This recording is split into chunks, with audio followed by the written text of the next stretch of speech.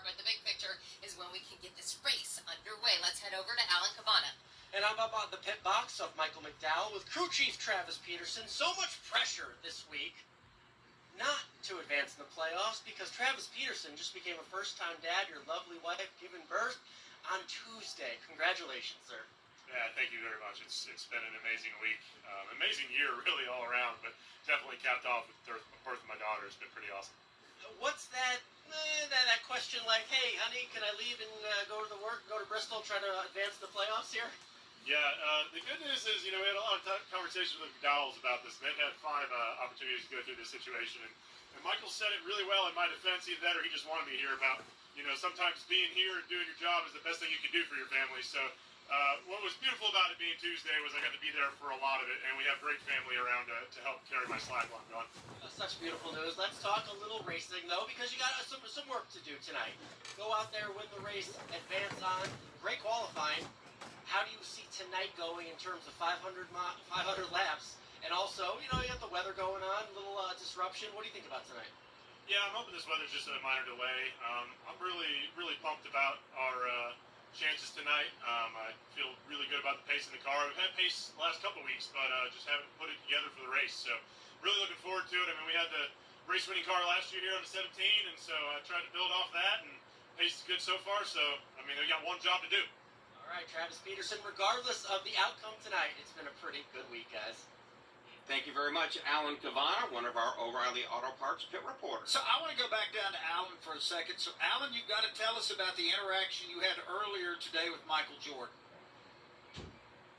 Yeah, well, look, Michael Jordan is one of the esteemed owners here in the NASCAR garage. You may also know him from his basketball career and also known as something of a fashion icon, and a lot of people like to wear his sneakers, his Air Jordan sneakers, and I am one of those people, and I was wearing a wonderful new pair. They're blue and white, Buffalo Bills colors, and I just happened to see Mr. Jordan, Michael Jeffrey Jordan, walk by, and I get out my camera and I take a picture and say, hey, Michael, what's going on, something like that. He looked at me, looked at my shoes specifically, pointed at them, and said, hey, nice shoes. And I thought that was a heck of an endorsement from the man himself, whose logo is on the shoes I was wearing. It was, dare I say, a lifetime moment for that to happen. I had to tell somebody. Wendy Venturini, our fellow O'Reilly pit reporter, was there, and saw the shock. I had to check my heart rate. I even told Austin Cindric about it, because I just felt like I had to tell somebody what just happened. No one would believe me. All right, thanks a lot. Thanks for sharing that. That's got to be a cool thing. I mean, maybe the best-known living athlete on the planet. Yeah. Has nice shoes. Who doesn't know Michael Jordan from here to China, right? And I saw Alan Cabana's sneakers earlier today. They're the deal. So not only did Michael think that was a great fashion statement, but he's also thinking his head ka-ching, ka-ching.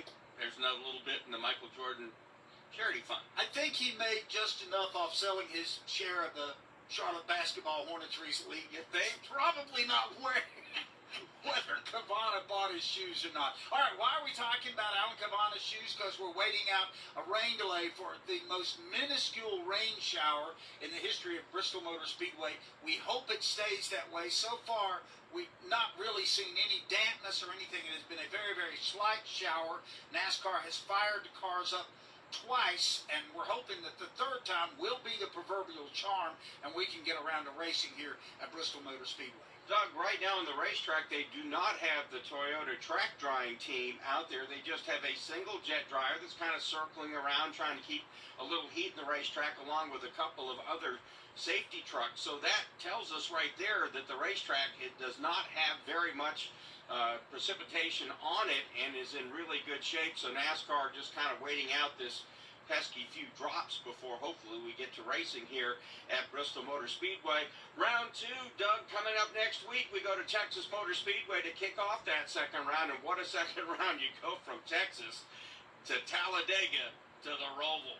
Man, that is a tough round number 2. And your PRN crew, happy to be bringing you 2 of those 3 races. We'll be in Fort Worth next weekend at Texas Motor Speedway as they unveil a 400-mile package down there. And we will also be ready to have all the action from the Roval at Charlotte Motor Speedway. So it's Doug Rice, Mark Arrow on pit lane. It's Windy, then Torini, Alan Cavana, Brad Gilly, Brett McMillan, and hopefully a little bit later on we will get Rob Albright. Let's take a break. We'll come right back. And we're back with the action. Coke Zero Sugar might be the best Coke ever. That's right, Jim. With an irresistible taste and zero sugar, Coke Zero Sugar is a must-try for any sports fan. So make sure you... Wait, Jim, I didn't mean try it right now. We're still on the air. Best Coke ever? Take a taste, Jen. Really? No, not right now, Jen. We got a game to call.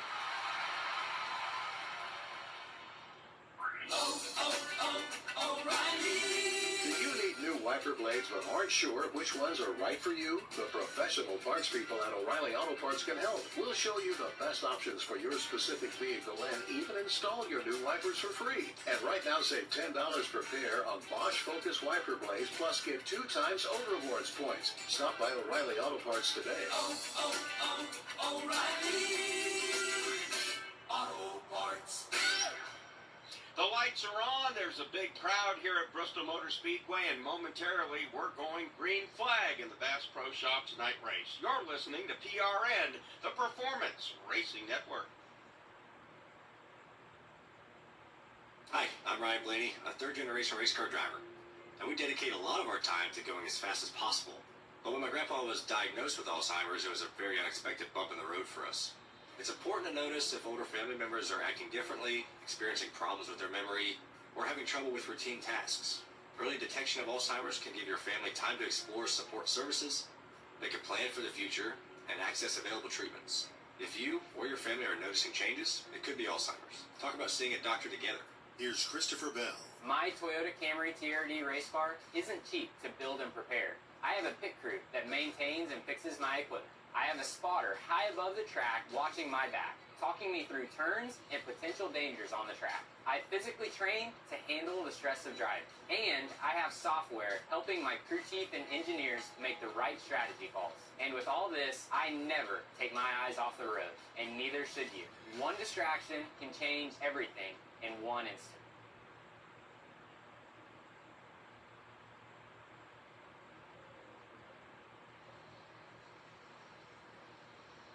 125, stage 2 at lap 250, then 250 laps to the end of the Bass Pro Shops night race. Don't worry, the raccoons will come back. Don't worry. The pace car will run 35, and our pace car driver tonight, Jesse Dollivant, and our NASCAR starter, Greg Harris. All right, I've just heard NASCAR ask the caution car, well, how's your windshield? And he goes, very, very, very. There were 3 varies, light rain. I don't really think that's a meteorological term, but I'll take that as a very, very, very good. Of course, we were in Texas one year for 3 extra days and never really saw it rain. No, it missed it for 4 days, and we just sat there. It was like a cloud descended over Texas Motor Speedway and never moved. It really never rained the whole time we were there. That was the freakiest thing I've ever gone through weather-wise in my life. And Doug, for you and I, it was Groundhog Day, day after day after day. Yeah, we sat in the booth every hour giving an update. Yeah, the only good thing is now Mark and I are both eligible to vote in Texas. That's it. That's it. For so long.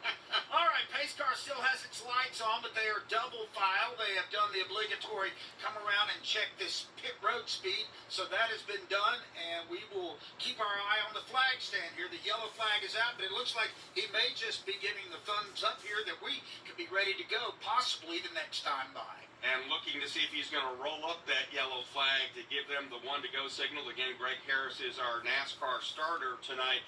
Doug, I think one of the more interesting stories, the winner of 2 out of 4 short track races this year, Kyle Larson, dead last after his car got all kinds of out of shape during qualifying yesterday. That'll make things fun, but he doesn't really have to worry about anything. Again, he and Tyler Reddick, by virtue of winning at Darlington and Kansas, they have already locked in a spot in the round of 12, round number 2, that gets underway next week at Texas. Again, the other races in that second round are going to be Talladega and the Roval. And you talk about 2 unpredictable races right together, Talladega and the Roval. And when we get to the Roval, by the way, the stage break pit stops will magically reappear. They didn't last for very long, and I can as a broadcaster and in business. The favorable part of that is that does give us an opportunity to run commercial loads, and we need to run commercials without missing any racing. And it gets a chance for restarts, which I feel like are the best part of the race. I know there are other people that are diametrically opposed to that idea, but for me, I think the benefits outweigh the cost. Doug, there's nothing like a restart on the Roval as they charge into turn one. So any excuse to get more of those, I am all for in the Bank of America Roval 400. Let's check in with our only turn announcer of the night, Bob Albright. He's stationed, as Mark Garrow likes to say, high atop turn 3 over there. Rob, give us a weather report. Well, you know, if you want to get rid of any residual moisture that may be on this 24 to 28 degrees of banking in the turns and 6 degrees of banking in the straightaways, no better way to do it than 36 thundering hot cup cars riding around on these racing tires, getting rid of that moisture. We still have a few very intermittent drops of rain, from my viewpoint here, on the roof of the suites at the entrance of turn number 3. But I think we're probably going to see that light blink off on the top of the Chevrolet, the bright electric blue Chevrolet ZL1 Camaro pace car, any moment now. Let's go to Brad Gilly. Well, I can tell you that Brad Keselowski hopes that the light does not go off on that pace car. He hopped on the radio just a lap ago under the pace laps here and said, hey, this is just simply too much rain for this racetrack. This is about as light as it's been. Also listening to Kevin Harvick's crew chief, Rodney Childers, he reminded Kevin Harvick, be careful of the traction compound in the lowest groove of the racetrack. While that did have more traction for the racetrack because it got a little bit wet, there are concerns there that might actually become a slick spot before it gets run in just a little bit. Again, we want to remind the fans out there, they spray the inside of the racetrack here with a little bit of a sticky substance, and that, of course, makes for a wider racetrack because as they all run the bottom, they wear it out, then they have to go to the top. And what we saw yesterday in the Xfinity Series race, actually last night, was the fact they started on the bottom, went to the top, then the middle, and then by the end of the race, Doug, there were 3 wide many, many times in that event, made for some great racing. Let's go back over to Brad. All right, let me give you some good news here. Rodney Childers just got on the radio and said, look, that little green blob on the radar is just about past us, and things look pretty good for a while behind that. He's not the only one that I've heard say that. Matt McCall, the crew chief of Brad Keselowski, also expressed the same. So right now... Oh my fucking god. Quit being a bunch of pussies and just race out in the fucking rain. My god. Racing. We have fucking rain tires and we're not even going to use them. This is fucking pointless. The 200. Literally just go out there and race. To Dylan, Ricky Stenhouse Jr. and Chase Briscoe, and he has a chance to, maybe the final chance, to make some very special history tonight here at Bristol as the only guy who could sweep the dirt race and the concrete race in the same season, because we are not going to have a dirt race next season. Well, he's got the optimal starting spot as he'll be starting on the pole here, as he has won all 3 poles in the playoffs here so far. So for Seabell, a dirt track ace who won here in the spring, has another opportunity, and they are going to bring the cars down pit road double file here. I'm not exactly sure what they're going to do after that, so we'll watch that as the field stays double file. They're coming down the front stretch pit lane here, and this might be so NASCAR can actually assess the racing surface, as they are just, there's not a lot of action to describe here. They're coming 2 by 2 down the front stretch pit lane, and NASCAR, I think, is going to park them and maybe assess the racetrack here. And Doug, this will allow them to go out there with that little jet truck. Well, this race is already going to be fucking ass. And again, can't emphasize the fact there's no real rain here at the racetrack. It is simply some kind of a mist, a few drops here and there going on, because again, the racetrack surface looks dry, and again, it has to be perfect. With the speeds they run on the world's fastest half-mile racetrack, you just gotta be careful. You just can't be too safe. So we'll see exactly what happens here over the next little bit as they have brought the cars down and have stopped them on the front stretch as they are parked 2 by 2 here. We'll check in with our folks on pit road here in a moment. Brett McMillan, I know that you spent a lot of time on TV, so that pretty much makes you a weather person by proxy. What's going on down there on your end of pit road? Well, boy, I don't know if I've ever been insulted worse than my life. No, no, down here, Doug, it is picked up just a little bit. the thing is, it's really the first time I'm seeing some drops actually on pit road, but it hasn't gotten bad enough yet that the crews have come out to try to dry pit road yet. It's still light rain. It's a little bit harder than it has been, but I believe NASCAR has told the drivers to stay in their cars at this point in time. So the crews have kind of gathered around a little bit. Some of them start walking out to the car, but NASCAR officials are all around the cars at this point in time, pretty much telling the drivers, stay where you're at. We're going to see how this goes for the next few minutes before NASCAR makes any further decision on this. Brett, one of the other good signs, they're not asking the teams to cover up the cars. There's no car covers going on them either. So as we watch this unfold here, it's kind of an eerie situation here. We don't see a single umbrella, as Mark said. Nobody's got their rain slickers on, but you cannot take a chance and put these cars out on that racetrack, even if there's the slightest chance that they don't have all the traction they need to go compete. Again, the concrete surface and water is not a great combination. And the speeds at this track don't allow you to have the wet weather tires like they ran at one of the sessions at North Wilkesboro earlier. And there's so much on the line. I mean, again, this is a cutoff race. This means a lot to a lot of teams. You don't want to be the 4 teams walking away from here getting knocked out in round 1 of the Cup Series playoff. Doug, we have seen before real big problems early on in this race. Look at a year ago. We had, Kyle Busch got knocked out. Tyler Reddick got knocked out. What a difference a year makes for Tyler, right? He wins at Kansas, so at least he gets to come here and not get knocked out for the 3rd year in a row in round 1. Let's pause 10 seconds now for station ID. If you hate rain delays that are pointless, make sure and hit that subscribe button, because this is already going to be shit. And the only way that we're going to be able to make this entertaining now is by having more people coming in here. So, do y'all's best. All right, I just heard word from NASCAR that it's all starting to lighten up here, meaning that the rain... Oh, wow. Really? It's lighting up? Wow.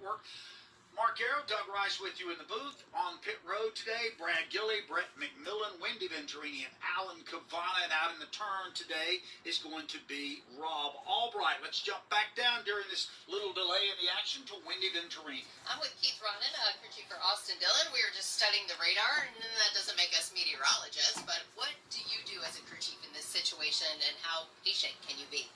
By the way, guys, I do cup races every single weekend. I stream them whenever I do get the chance. So if you don't want to I can't even speak. If you don't want to miss out on these races, I would highly consider subscribing. That way y'all get to watch this kind of stuff. So yeah, and besides that, I make NASCAR content, but let's get back to it. But does it change it But anyways, just subscribe. I mean, come on. early before we take the green? Do it. A big deal because we re-applied PJ1 this morning, so PJ1's kind of slick until it gets heated up and has grip, and PJ1 with water in it is very slick, so we may be fortunate that's to nice. see outside tonight and not be in that bottom lane, but the track's going to change a lot. We'll just try to keep up with it best we can. All right, that's Keith Ronan, crew chief for Austin Dillon. Let's head over to Alan Cavana. One of the surprises of qualifying was Corey LaJoie and the number 7 car. Starting 10th tonight, I'm with his crew chief, Ryan Sparks. You had some time while they were making the rounds to give him a message. You were saying, hey, you belong up here. You're right where you're supposed to be. What did you want him to know? Yeah, we want everybody to know how proud of everyone at Inspired Motorsports. They've done a great job. Corey's doing a nice job executing, putting us up front where our cars are capable of running. So it's a bold statement. We've made a couple of those this weekend and hoping to finish it out later tonight. What's that mean for the race tonight? Because these things play out 500 laps, so much can happen, all the tire strategy, everything you have to do. You have a point situation you're worried about. What's that mean for you as a crew chief? Well, just not having to gamble and make silly decisions to get track position. You know, we're already up front.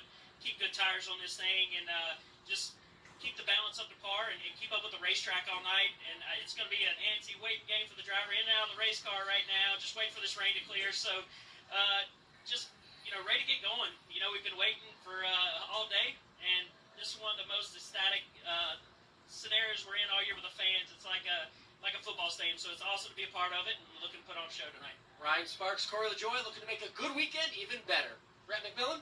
Well, I'm here with Coach Joe Gibbs, and Coach, you got the front row here, and you and I were talking about it. It hasn't rained that hard, but you reminded me there was a little incident in New Hampshire last year with the light rain that that cost your company a bunch of money.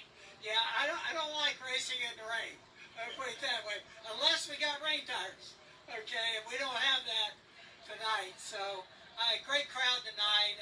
We're all excited about it.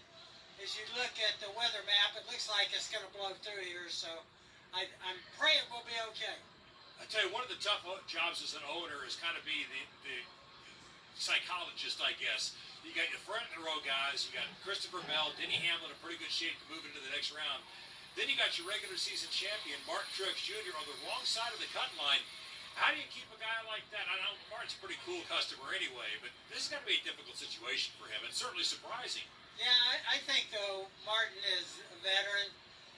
You would think that there's no way we could have 2 bad races in a row to start the chase, and it was crazy circumstances. I think the first go around we probably hit the wall and thought we were okay, and then it wound up messing us up in the race, and then we punctured a tire. That's never happened in 31 years for me, and so it just shows you how hard this is. And pro sports is hard, and I can definitely tell you NASCAR's hard. Real quickly, Ty Gibbs, obviously your grandson did not make the playoffs, but kind of evaluate what you saw with him his rookie season. Yeah, I think everybody kind of knows you got to earn your way. Proud of Ty, fighting each and every week. It's a learning experience. This is extremely hard. And you kind of go back over history. When guys come up here, I don't care how good they are, it probably takes a while. I've kind of explained that to Ty, but I don't think he buys that. A little impatient. Drivers aren't like that, are they? No, he's not wanting to go that long. He wants to try and do something really good. So we appreciate all of our sponsors on that car. Mitch and Monster's been great. Interstate Batteries. He gets us. He's got a great team behind him, and it's an exciting time. Everybody out there knows when your kid or your grandkid is doing something, your heart goes out to them, and you want them to do the best. And so certainly, God's blessed us with great grandkids. And they're all doing something that I'm pulling for. Joe, appreciate the time. Good luck tonight. Thank you. All right, let's go over to Wendy Venturini. All right, I'm with Randall Burnett, crew chief for Kyle Busch. And just like all the other crew chiefs, what is going through your head right now, Randall? Oh, just waiting out this little bit of rain. Hopefully we get going here pretty soon.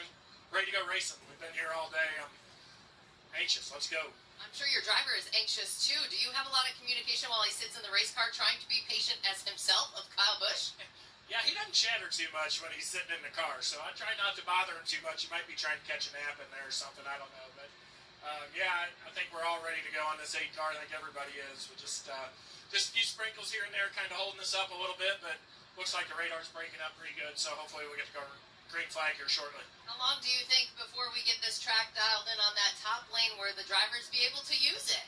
I don't know. It took about 55 or 60 laps last night, but they reapplied the stuff on the bottom this morning, cleaned the rubber off, so it could be sooner, it could be later. I don't know. That's a hard knowing, but I would imagine it gets up there, sometime in this first stage. All right, that's Randall Burnett, and I hear engines are firing up out there, guys. Not only firing up, but the cars are rolling back out onto the racetrack. And Doug, when you look at the radar, I think once we drop the green here now in just a few minutes, we're going 500 laps here at Bristol I Speedway. certainly hope you're right. It looked really ugly about an hour ago, the radar did, but as it's wont to do up here, these little showers break up a lot up in the mountains, and we have had them sometimes raining on both sides of the speedway here, and no rain on the racetrack. So hopefully that's the case. They have refired the engines, and they're going to wait for the spotters to give them a thumbs up saying that their drivers say it's okay to go, and we'll turn them loose here for 500 miles.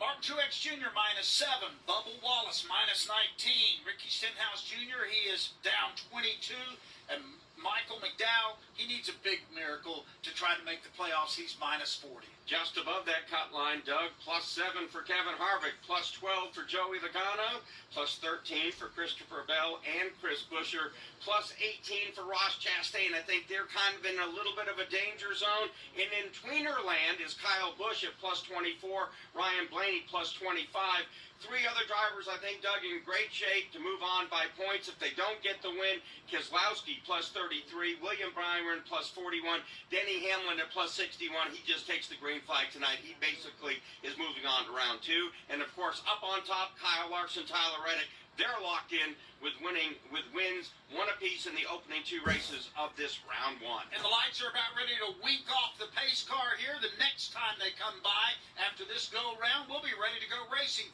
in the Bass Pro Shops Bristol Night Race. Rob Albright, you ready to go? You betcha. Fifth row on the inside, Bubba Wallace. Starting alongside him is Corey LaJoie. Great qualifying run for LaJoie. Row 4 comprised of Chase Elliott and Ty Gibbs, the veteran and the youngster. The third row, Martin Truex Jr. in a treacherous position here tonight, and Brad Kiss, one of the favorites to win. Row number 2, William Byron will go from the inside.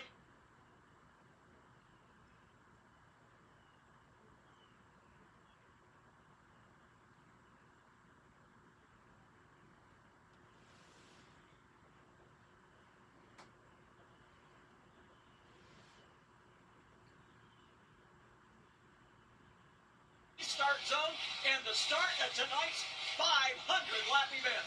Pace car dives onto the pit lane, and we're ready to go racing in the cutoff race here at Bristol Motor Speedway in the Bass Pro Shops Night Race. Green flag is out, and getting the jump right out of the box, Christopher Bell. He'll pick the outside lane, following in his tire tracks right above the traction compound. To the second spot from fourth is Michael McDowell. Denny Hamlin got a poor restart, but he now files in the third spot right behind him, Keselowski. Then it's Byron and Ty Gibbs. Again out front, it's C. Bell. Byron is back in the pit position. He lined up behind Hamlin. Hamlin now will put the pressure for second on Michael McDowell. Christopher Bell continues to lead the battlers for second. Denny Hamlin dives down to the bottom of the racetrack. He makes a clean pass on Michael McDowell. They're side by side for fourth. Brad Keselowski opened that bottom lane for William Byron by sliding up the racetrack off turn 4. Byron now flashes into fourth. As they work their way around this track, Keselowski on the outside loses a spot to Ty Gibbs. Now lining up to his inside, Martin Truex Jr. Truex Jr. did not give Brad Keselowski any racing room. Brad continues to slide back. Now he'll slide in right in front of the Corey LaJoie machine. Keselowski got up out of the groove. It cost him a spot. The same thing happens to Chase Elliott. He'll lose 2 or 3 spots in that exchange. The leaders are back at 2. And Elliott still stuck on the high side with Ryan Blaney flashing underneath. It's tightening up for the race lead. They're lining up now to the inside of Elliott. Bowman is there, right behind him, right there on the black sticky stuff on the bottom of the racetrack. It's crazy to watch 36 race cars running the exact same line. And we've only ran a handful of laps here in this race, just 10 laps in the books. And Rob Albright, it's not going to be long before. And this is what I fucking hate about using their website, because it does not want to, oh my god. This is why I hate using their shit. I hate using their shit, because it actually... Christopher Bell starts catching up with some of the lap traffic in the person of BJ McLeod and Daniel Suarez. Dude, PRN radio is so far behind, and there's, like, MRN's not doing it, so... That's what makes it even fucking worse. Like, it just... It's so fucking far behind. I mean, I don't know if y'all were able to tell, but when y'all started watching, like, the beginning of the race, you could just tell that it was not, you know, it wasn't with the TV itself. I mean, if anything, it was way more far behind.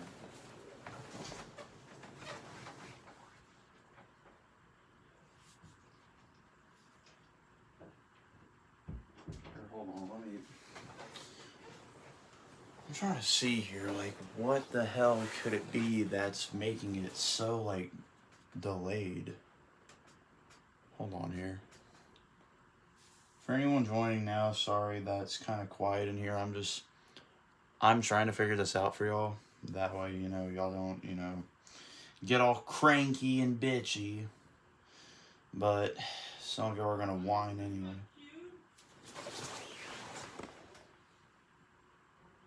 What the hell is she yelling about? Hold on.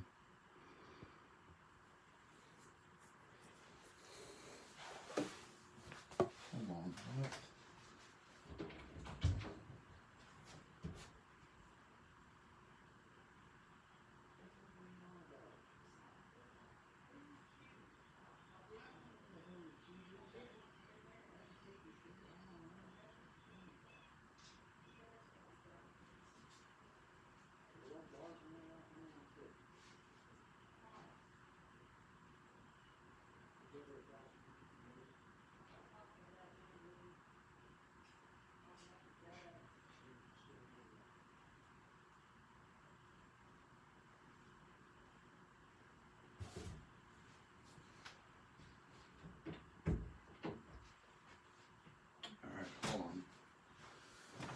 me see what the fuck we're dealing with here. Alrighty, hold on now. Let me. Okay, autoplay has been disabled. Click here to. Okay. Jones has fought from the back of the pack after having a very poor qualifying run. He's also now going to close in as he dispatches with Yellowbank. He'll go after his teammate Carson Hocevar. Now here is Christopher Bell and Denny Hamlin. They have pulled away by a full straightaway from Michael McDowell and Rob Albright. They have now caught the back end of the pack. Kudos to BJ McLeod in turn 2. He moved way up the banking, hoping the inside lane for the race leaders, and it's not going to get any easier for them from here. Yeah, it gets a little tense here because it's Daniel Suarez and Harrison Burton directly in front of the two lead cars. Either one of those guys are going to want to go a lap down this early. Within a car length now of Daniel Suarez is race leader Bell. Now here's Denny Hamlin starting to inch his way up the racetrack to find a little bit more of an outside groove, Rob, as they back into that back half of the pack. This pair now nearly a full straightaway ahead of the third place car of McDowell. This may enable him, however, to close the gap. Denny is trying to run a little bit higher groove. He stays up off the bottom of the racetrack to see if they gives him a shot at getting around Bell. Doesn't work that time. He does it again down in 1 and 2. In practice yesterday, only Ricky Stenhouse Jr. even dared go up into that second lane. Denny Hamlin already trying to make it move, and now Christopher Bell moves out the way. Christopher Bell trying to lap Daniel Suarez. Now he dips to the inside of Suarez. Suarez cuts to the left and slams the door. Wow, right over the nose of Christopher Bell's Toyota. So Bell will regroup now and once again go after Daniel Suarez. Christopher Bell has to play offense and defense going after Suarez, but worried that Denny Hamlin might try to pounce on him. They're back in the egg packs of 1 and 2. Tension rising early here for the race leaders as they're on the back end of a train of about 15 cars. Joey Logano is in the... By the way, guys, if the quality looks bad on, if the quality looks bad on y'all's end, just go to your settings on like your video that you're watching off of here, and I'm pretty sure there's a way you can set the quality to a higher definition if you want to, but if it looks good on y'all's end, that's great. Speedway, the top 5 are Christopher Bell, Denny Hamlin, Michael McDowell, William Byron, and Ty Gibbs. Sometimes they'll get a little bit choppy. Playoffs are here, and everyone on the Toyota racing team is gearing up to bring the championship home. Like Andre and Steve, who've been growing out their playoff beards. I've been growing mine for 20 years. Doesn't that just make it a beard? That's called dedication, Steve. To accomplish greater things this year, everyone plays a part. Be part of the action at toyota.com/racing. Toyota, let's go places. NASCAR is a registered trademark of National Association for Stock Car Auto Racing, Inc. Wendy's new breakfast 2 for $3 Piggy. Hi, I'm Kyle Petty. Just combo. Choose from a sausage biscuit, egg and cheese biscuit, small seasoned potatoes, and a medium hot coffee. But it's obvious which combo's the best. Sausage biscuit and small seasoned potatoes. Well, maybe it's the fresh cracked egg and cheese biscuit with a medium hot coffee. Or 2 savory sausage biscuits. Whichever you pick, you can't go wrong. Choose wisely. By the way, guys, again, if you haven't already, make sure and hit that subscribe button. I do these streams every single weekend for the Cup races. I try my best not to miss any of them. Trust me, I'm making a lot of sacrifices here for you guys. So, again, I would appreciate it if some of y'all subscribed. So, yeah. Daniel Suarez. Now he is working Hey, on we're back. Harrison Burton, and we are 30 laps into the Bass Pro Shops night race, and that leaves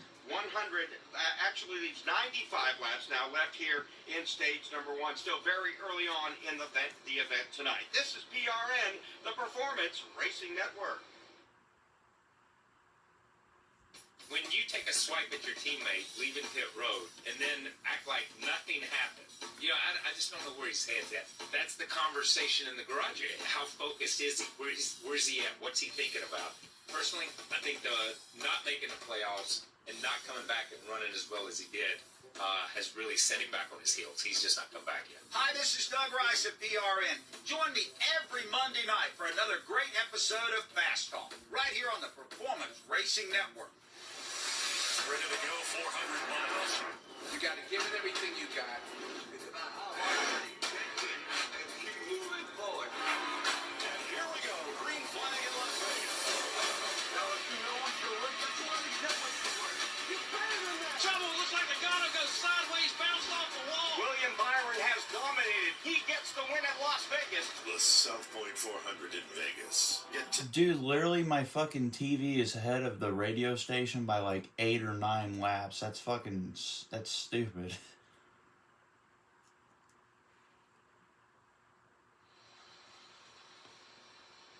Back here at Bristol Motor Speedway, Christopher Bell continues to lead with Denny Hamlin hot on his rear bumper. Let's check in with Brent McMillan. Well, William Byron's trying to move up the track. He'd like to get up to the higher line, but his spotter, Brandon Lyons, is telling him so far everybody is staying in the black. Bubba Wallace tried sticking a couple of tires just above it, but said he's starting to get a little... Yeah, that's what I tried. That's why I was going to try doing MG, but I was just like, you know what? A lot of people are going to be more concerned about like what's happening on the TV, so I'm just going to leave it as it is, but if it does start bothering some people, I'll probably try doing that because that was my idea, so yeah. Bell's trying, but since everybody's running a single line at the bottom of the track, that's not happening. Well, they have lapped Daniel Suarez. They just lapped Harrison Burton as well as J.J. Yeley. Next on the hit parade is Austin Cindric as we go down to O'Reilly Auto Parts pit reporter Alan Cabana. Chase Elliott started this race in 7th, but quickly got forced to the outside and lost a bunch of positions. He came across the radio and just said it's so hard to pass because when he pushes it too hard, he's worried he's going to blow the right front tire right off in terms of wearing it down if he's trying too hard to pass. So just a real tough... Hey, someone tell ABRRR that he's stupid and he doesn't know what the YouTube rules are. Mark Garrow, he's been... Put the volume on the TV on. Put the volume on the TV on. How about you turn your fucking brain on, you dumbass? Also behind him, Denny Hamlin starting to work in a second groove. I don't think the guy understands YouTube copyright rules. He tries to lap Austin Cindric. Just ahead of Cindric, you've got Ryan Newman. You have A.J. Allmendinger is right there. If you're not stupid, and if you're actually smart, make sure and hit that subscribe button. That way you can prove to yourself and the millions of other people that you're smart and you're not stupid. That will leave 82 to go here in stage number 1. So we pick up the leaders now as they head back to turn 1. And you heard what Mark Garrow said. Absolutely right. Just 4 cars now separating race leader Christopher Bell from putting a lap on Kyle Larson. Bell, however, is having a great deal of difficulty making the pass on Austin Cindric. Kyle Larson had a really difficult qualifying effort yesterday. Was very fast in practice, led his group in the practice session, didn't back it up in qualifying, and right now, as you guys have pointed out, could be in danger of going to lap down. If McDowell wins this race, I will eat my own shit. Love it. Denny Hamlin continues. You guys think I'm playing? Putting any pressure on the race leader, Christopher Bell, but I expect him to make that move fairly. I'm gonna regret this. Rob, he is certainly trying to put some rubber down in that groove, trying to, again, start the process of working another lane as Christopher Bell now bumps the backside, the back bumper of Austin Cindric. They head to turn 3. Yeah, he said, tap, tap, tap, get it down the way I'm coming through. It would have been bump and run, and it was bump and run as he takes that spot. Austin Cindric goes a lap down. Now Hamlin will accomplish the same feat. Once you get up out of that bottom groove, everybody gets around you. Cindric almost lost that car coming back down to the bottom of the racetrack as Christopher Bell is a guy on a mission to get around Cindric, and the always tough to pass, Rob, doesn't matter what car he's in, Ryan Newman is next on the parade. Yeah, he certainly is. And in this process, Michael McDowell has narrowed the gap significantly between himself and second place Denny Hamlin. He's now just about 10 car lengths back at the top 2. Rob, at one point that gap was nearly 3 seconds. It's now been cut down to 1.3 as the leaders continue to work heavy traffic. Well, let's see if any of these lap cars that have already been passed by both the front 2 make life difficult for Michael McDowell as he tries to close in on J.J. Yeley. And right now, it looked like Kyle Larson was the fastest car on the racetrack the last lap, Mark Garrow. So he's aware of it. He's trying to pick up the pace here a little bit and get around some of these other cars. He got around Todd Gilliland and then set sail right on his nose right now as Carson Hocevar, Eric Jones is there. I don't think they can lap Kyle Larson if they can even get to him. Meanwhile, Bell, the leader, has Denny Hamlin hot on his trail going to turn 3. And that pair still has yet to get around Ryan Newman. Last car on the lead lap, about 5 car lengths ahead of him is A.J. Allmendinger. Okay, we have now completed 51 laps here in the first stage of the day. Let's give you our race day NFT leaderboard. Christopher Bell leads by just a little bit over Denny Hamlin. Michael McDowell is third. William Byron fourth. Fifth is Ty Gibbs. Sixth is Martin Truex Jr. Keselowski is seventh. Corey LaJoie is eighth. Ninth to Bubba Wallace. And 10th, Tyler Reddick. Ryan Blaney's 11th, Alex Bowman 12th. Then you have Kyle Busch 13th, Chase Briscoe in the 14th position. Ryan Preece is 15th, 16th is Chase Elliott, 17th Justin Haley, Kevin Harvick is 18th, Ross Chastain 19th, 20th is Chris Buescher. Almirola rides 21st, Logano is 22nd, Stenhouse Jr. is 23rd, Austin Dillon is 24th, 25th to Eric Jones. Kyle Larson is 26 now. He started 36. Carson Hocevar is 27, 28th to Todd Gilliland. Ty Dillon is 29th, and 30th in the last car on the lead lap, A.J. Allmendinger. -1 is Ryan Newman, as he has now been passed by our leader Christopher Bell, which is never easy to do. Trying to put Newman down a lap. Austin Cindric is in 32nd, 33rd. J.J. Yeley also a lap down, as is Harrison Burton in 34th. Daniel Suarez 35th, and B.J. McLeod in 36th. That full field rundown brought to you by RaceDayNFT.com. Remember, each Speedway Motorsports Race Week, you can get NFT bundles with hats, diecast, and more. Visit RaceDayNFT.com for more information. Every day is Race Day at NFT.com. Right now, leader Christopher Bell has broken away for the first time from his teammate Denny Hamlin, almost a 1-second gap. He's now in danger, or rather A.J. Allmendinger is in danger of getting lapped. Just up ahead of him is Ty Dillon. Then next on the hit parade is going to be David Gilliland, Carson Hocevar, Eric Jones. Been watching Christopher Bell, really impressed with how he's handled lap traffic. He did tap on Austin Cindric. He waited about 10 laps. I was about to say he's been really patient. Then all of a sudden, okay, my patience is a little thin. You need to move over. He's working all over A.J. Allmendinger right now. Kind of thought when Bell got to the back bumper of Ryan Newman, he did the same thing he did to Cindric. And surprisingly, Ryan Newman gave him room on the bottom, but Denny Hamlin still has not been able to put a lap on Newman. We're watching Kyle Larson now. He has gone around Eric Jones, has just passed Austin Dillon. So Larson, who started 36th, has worked his way up to 24th. And Rob, he's the only car we've really seen making passes to the outside. He's definitely doing that. Trying to follow in his tire tracks to the outside of Austin Dillon is Eric Jones. He'll make that pass as they enter turn one. And by the way, you talk to these drivers, and over time here, there is an arrow effect here at Bristol Motor Speedway. If you're the race leader and you can get out in clean air, it makes all the difference. You have more air going to your brakes, more air going to the engine, and your car sticks better to the racetrack. But right now, Mark, that is mitigated by the fact that you're in lap traffic all the time. So part of the advantage, the inherent advantage of being a race leader goes away a bit. It does, Doug, and yet here we are, 63 laps into stage one with 62 to go, and the race pace is just a little over 16 seconds. That's how fast they get around Bristol Motor Speedway, even on worn-out tires, as we go down to O'Reilly Auto Parts pit reporter Brad Gilling.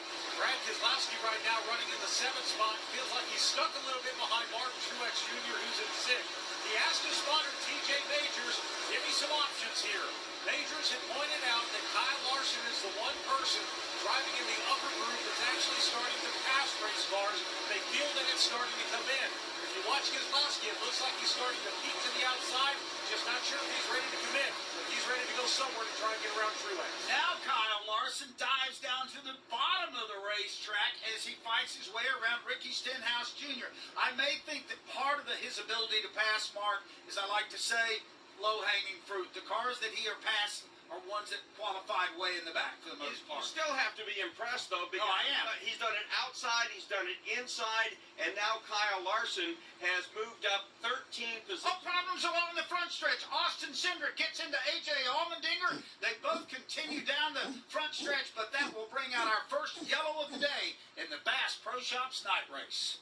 Hunt Brothers Pizza always offers 10 toppings to choose from at no extra charge. That's 1,024 topping combinations at one price. At Hunt Brothers Pizza, we love racing and we love pizza. Visit huntbrotherspizza.com to find your next pizza. Watch parties aren't what they used to be. Welcome to today's matinee. Ever since we got Xfinity, my little sister and her friends can easily stream all their favorite stuff. We'll start with 2 episodes of Top Chef, then Chopped. When I was a kid, we'd worry about buffering. Now they just worry about what's on the charcuterie board. Enjoy these fine meats and cheeses. These are just cut up hot dogs and spray cheese. Indeed. The best way to stream your favorites is on the Xfinity 10G network. Restrictions apply. Stream Top Chef on Peacock. By downloading the free PRN mobile app, you can listen to all of our live race broadcasts anywhere. You'll also have easy access to all of our award-winning studio shows. Get all the latest racing information at your fingertips with the PRN mobile app.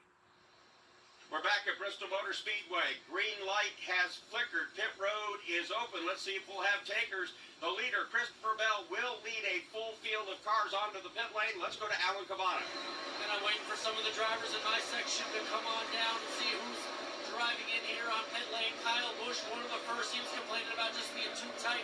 Chase Elliott, he went straight to the back after a bad start. Tyler Reddick, looks like he may have bypassed my section of pit road when you enter in. Michael McDowell is in. It was going to be 2 tires. He didn't like the ride quality. A little bit too free. Denny Hamlin in for 4 tires tight from the center off. He's already down and away. Brad Gilly. Brad Keselowski now sliding into his pit box. It's going to be a 4-tire change for him. He's just looking for a little more option to be able to go high on the racetrack. They actually call an audible 2-tire stop for Brad Keselowski. Also coming in on my end of pit road, Kevin Harvick and Kyle Larson. Christopher Bell said he would have been fine staying out. He didn't need any adjustments. They gave him a 4-tire change, and he gets back out with no adjustments. William Byron already come and gone. Looked like a 2-tire change, right? No, it's a 4-tire change for Byron, but a very quick stop. 2-tire pit stop from Michael McDowell will get him out in front of everybody here at Bristol Motor Speedway. We'll have to see how that works out, and when we come back, we'll give you the entire lineup that has been reshaped by our first set of yellow flag pit stops tonight in the Bass Pro Shops night race. Speaking of Bass Pro Shops and Cabela's, they were voted America's best outdoor retailer, and they're proud to stand alongside hunters, anglers, and leading conservation organizations to help ensure a bright future for our sporting heritage. A quick break and we return to Bristol Motor Speedway. You're listening to PRN, the Performance Racing Network. Hello, I'm Marcus Smith. As NASCAR celebrates its 75th year, Speedway Motorsports recognizes some of the sport's greatest moments. I mentioned the name Bobby Allison. What comes to mind? I was always a big Bobby fan, even when I was a kid. Even though my dad and him went at it on the racetrack, tooth and nail, because Bobby was always so kind to me. And Bobby slid me a Coca-Cola t-shirt, and a hat, and a Frisbee. Still have the Frisbee. No joke. Still have the Frisbee to this day. So for me, growing up with those guys and being at the racetracks with them, and then eventually getting to race against them. My very first Cup race, I out-qualified Bobby Allison, and I thought that was the coolest thing in the world. Now that's the last time I saw him when they dropped the green flag, but my memories of Bobby are more being at the pool, hanging out with him away from the racetrack, and then him just being a friend and a hero. 75 years of NASCAR, presented by PRN.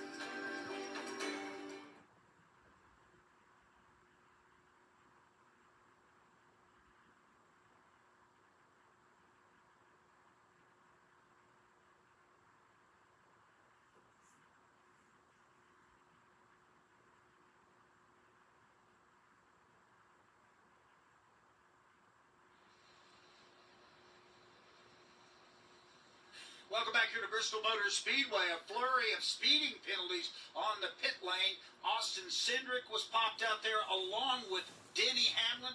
Chase Briscoe got a commitment line violation, and it looks like Austin Dillon was hit with a safety violation. And Kyle Larson, apparently, Mark Air might have ran over some equipment out there. So a bevy of penalties here. And for Larson, he didn't need that. He had fought to get all the way back to the front. And for Denny Hamlin, he'd been riding second almost the entirety of the race. And very comfortably, I don't think pushing his car at all. He'll have to do that now from the back of the pack. The good thing for Denny Hamlin, again, he came in plus 61 above the cutoff line, so he is still in very good shape and will likely certainly move on to the second round of the playoff, but he certainly is also chasing another win here at Bristol tonight, and that is going to be in serious jeopardy now with him going to the back. So A.J. Allmendinger has to go to the back of the pack here along with Kyle Larson and Denny Hamlin. So the back is getting very crowded here. There was a report of very, very, very long. Yeah, see, look, they're still fucking talking, and like, bro, it's so delayed. Go, so Corey LaJoy stayed out. He will be the leader. So did Hold on, Bubba Wallace. let me do y'all fucking justice. Hold on. Ross Chastain fourth. Fifth, Joey Logano. Sixth, Todd Gilliland. Then you get to a car that did pit for 2 tires. That was Michael McDowell. Brad Keselowski, also a 2-tire stop. He is 8th. Christopher Bell went for 4. He's 9th, with Alex Bowman in 10th. Rest of the top 20, William Byron is 11th. 12th will be Martin Truex Jr. Ty Gibbs is 13th. 14th, Ryan Blaney. Kyle Busch is 16th. 17th, Chris Buescher. Ricky Stenhouse Jr. 18th. Chase Elliott 19th. And 20th will be Ryan Preece. The lights off on the pace car. It'll be lap 76 when they come back to the line. That gives us 49 laps to go here in stage 1 of the Bristol night race. So on the front row. Bro, it's so delayed. It's actually pissing me off with how fucking delayed it is. Like, this is horrible. Horrible.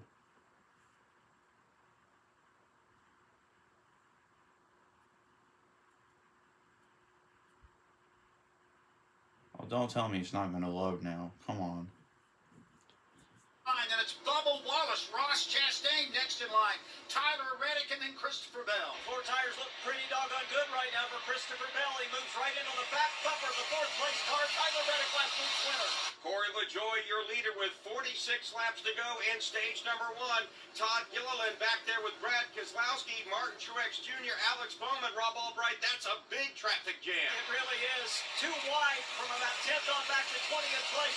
3 wide with Martin Truex Jr. on the bottom. Ty Gibbs up top in turn 3. Ty Gibbs slides up out of the groove. I'm watching some cars in the back of the pack here, including Kyle Larson and Denny Hamlin. These guys, Rob, are running out of patience. Hamlin 3 wide along with Austin Dillon. They'll head off of turn number 3 following in Hamlin's tire tracks on the bottom of the racetrack going around the Daniel Suarez machine is Kyle Larson. A major hornet's nest back there, but because those cars have to run the outside groove, Rob, it's starting to work its way in. Well, it absolutely is. I think we're going to see 3 wide here before the end of stage number 2. We're already seeing a lot of guys running a lane up, not all the way to the top yet, but 1 lane up from that traction compound. 43 laps to go here in stage 1. Bubba Wallace is riding there in 2nd spot. You know he's thinking about, if it's any way possible, I got to get around Corey LaJoy. I can get a play.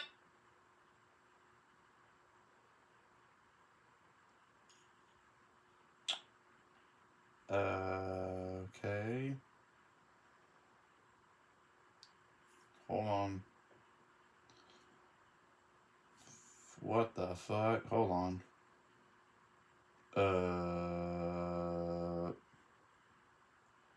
These are radio stations, guys. I don't think you'll understand. I don't have a radio, and like I don't I don't. Okay, y'all are. Yeah, I don't know. That's confusing. I'm just gonna stick with this. I don't even care if it's delayed now or not. As long as y'all can see like what's going on the TV, that's what matters to me. So, yeah. I'm gonna wait for this to load back up. Now Bell will go after the 3rd place machine of Ross Chastain. We saw 4 fresh tires be the magic bullet last night for Justin Allgaier to win the Xfinity race. Right now it looks pretty promising for Christopher Bell. Still, Corey LaJoy, let's give him some credit, on the point by about 6 car lengths over Bubba Wallace. It's 15 back to Ross Chastain and 2 back to 4th place running Christopher Bell. Bell on turn 2 this time, moved up half a lane, looking for some clean air. Ross Chastain losing ground to the front 2. That means Bell is going to put some heat on it very shortly. Everything pretty well strung out now, although there is some big-time racing in the back of the pack. Kevin Harvick, Doug, he is struggling back there now in the 21st position. Seems to have backed up the field. Kevin Harvick not getting the kind of momentum he needs here, coming in just a few points above the cut line tonight. He's struggling here in the early going. Denny Hamlin got that penalty a moment ago. He's mired way back in the back. Kyle Larson had made up a lot of ground. He got popped with a penalty, and they're all back there right now battling battling with Ricky Stenhouse, Rob. They're picking up some positions, but it's not easy to make any pass right now. Harvick will go to the outside, Chase Briscoe. Denny Hamlin is in tow, and now Stenhouse slides to his outside, Kyle Larson. Larson working to his outside. Meanwhile, the leader, Corey LaJoie, pulling away from Bubba Wallace. Coming into this race, Doug, all season long, Corey LaJoie had led 15 laps. Well, guess what? It's now at 21 and counting tonight here at Bristol. LaJoie looks really comfortable out there, and it'll be several laps before he catches any of the lap traffic. Let's go downstairs now to Alec Cabana. And leading this race was part of the plan for the 7 team tonight. Look, they're not in the playoff, but there is a big monetary bonus if that team finishes in the top 25 in points, and they are right on the cusp of that now. Crew chief Brian Sparks is aware of that and told me before the race and said, look, if I can steal some stage points via strategy, I'm going to do just that. Well, it looks like everything going according to plan right now as Corey LaJoie is leading this race and in potential to get some of those points.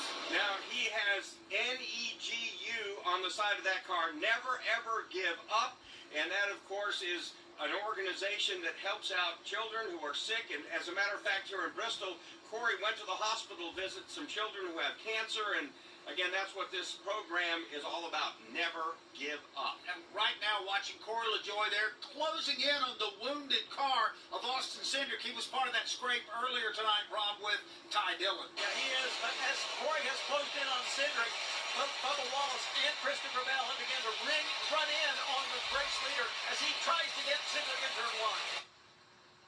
Right now, Corey LaJoie slides under Cindric, but having just that little bit of a battle has allowed Bubba Wallace to tighten up, and also Christopher Bell in third place, closing in as we have completed 97 of the first 125 here in stage one.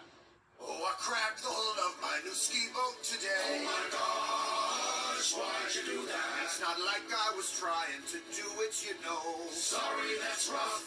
My bad, bro. Did anyone witness this epic fail? Yes, this video is galore, and now I'm a meme. Accidents don't just happen in sea shanties, so Progressive Boat Insurance has you covered. Take as little as 4 minutes to see what you can save at Progressive.com.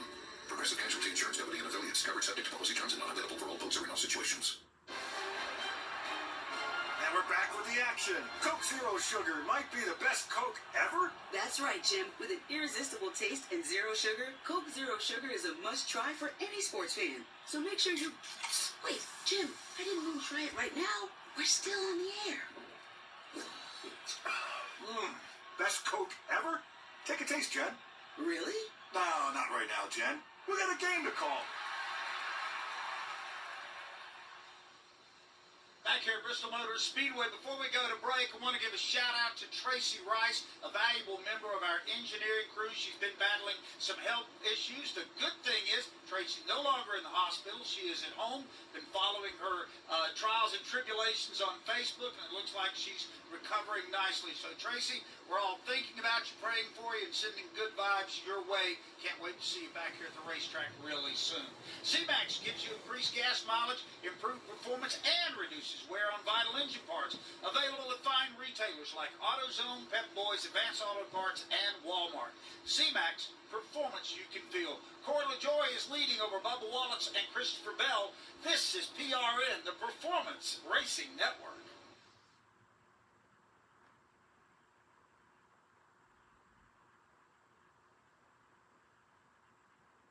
Your family's there, your friends are there, and you celebrate with them in Victory Lane. Like, that is just the coolest moment. We were scrounging back in 22nd, 24th in points, something like where we're at now. That's a parking lot. They should bulldoze it, but we go there anyway. Vanguard Racing, try to do the best we can every week. Definitely a little bit bittersweet, but mentally I've been prepared for it.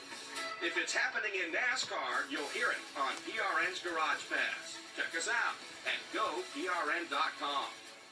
Hi, this is PRN's David Stiles. Join me each week when I head over to JC's Garage to talk NASCAR. JC is only 16, but he's plugged into the sport unlike anyone you've ever met. Ross Chastain's kind of my mortal lock right now. Championship 4 contender, I think, with the news coming up with Anheuser-Busch. I think Trackhouse right now is in a really, really good position. I think he's, right now, my lock for the Championship 4. That's JC's Garage, wherever you find your favorite podcasts.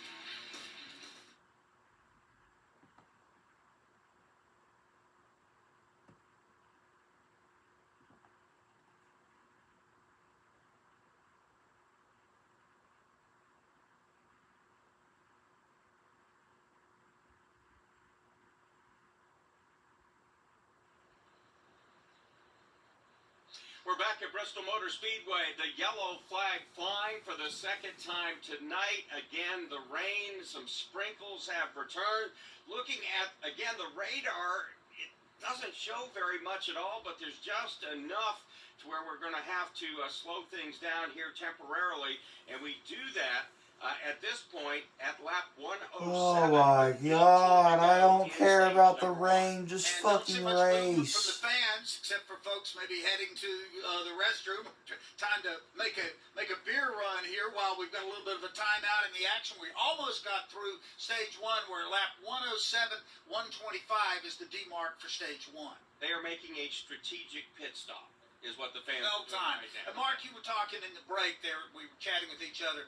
Christopher Bell looks really good tonight. I know it's easy to say, well, he won the pole, but he's been able to pass cars easier than anyone else. And Denny Hamlin tried to get around him a couple of times before Denny got penalized, and it was to no avail. You know, sometimes, Doug, a race driver has a car so good, they don't really have to push it. And right now, Christopher Bell is passing cars, making moves, leading laps, and isn't really, in my mind, like really pushing the car that hard. I think there's something left in there. Currently, he's in the number 2 position, having just gotten by Bubba Wallace. Remember, he has pitted, took on 4 tires. The leader, Corey LaJoie, did not pit, neither did Wallace, and they've been able to hang on pretty well as 4th place Ross Chastain, 5th place Tyler Reddick. Then you get to Michael McDowell in 6th. He pitted but took on 2 tires. Pit road's going to be open next time by. A lot of these teams have made pit stops, some for 2, some for 4. By the way, they have 10 sets of tires tonight, including their scuffs, that they can go to. In talking with some of the crew members today, they didn't anticipate using all of those. And Mark, pretty good sign that we're over 100 laps in and we only have 2 yellow flags here to the point.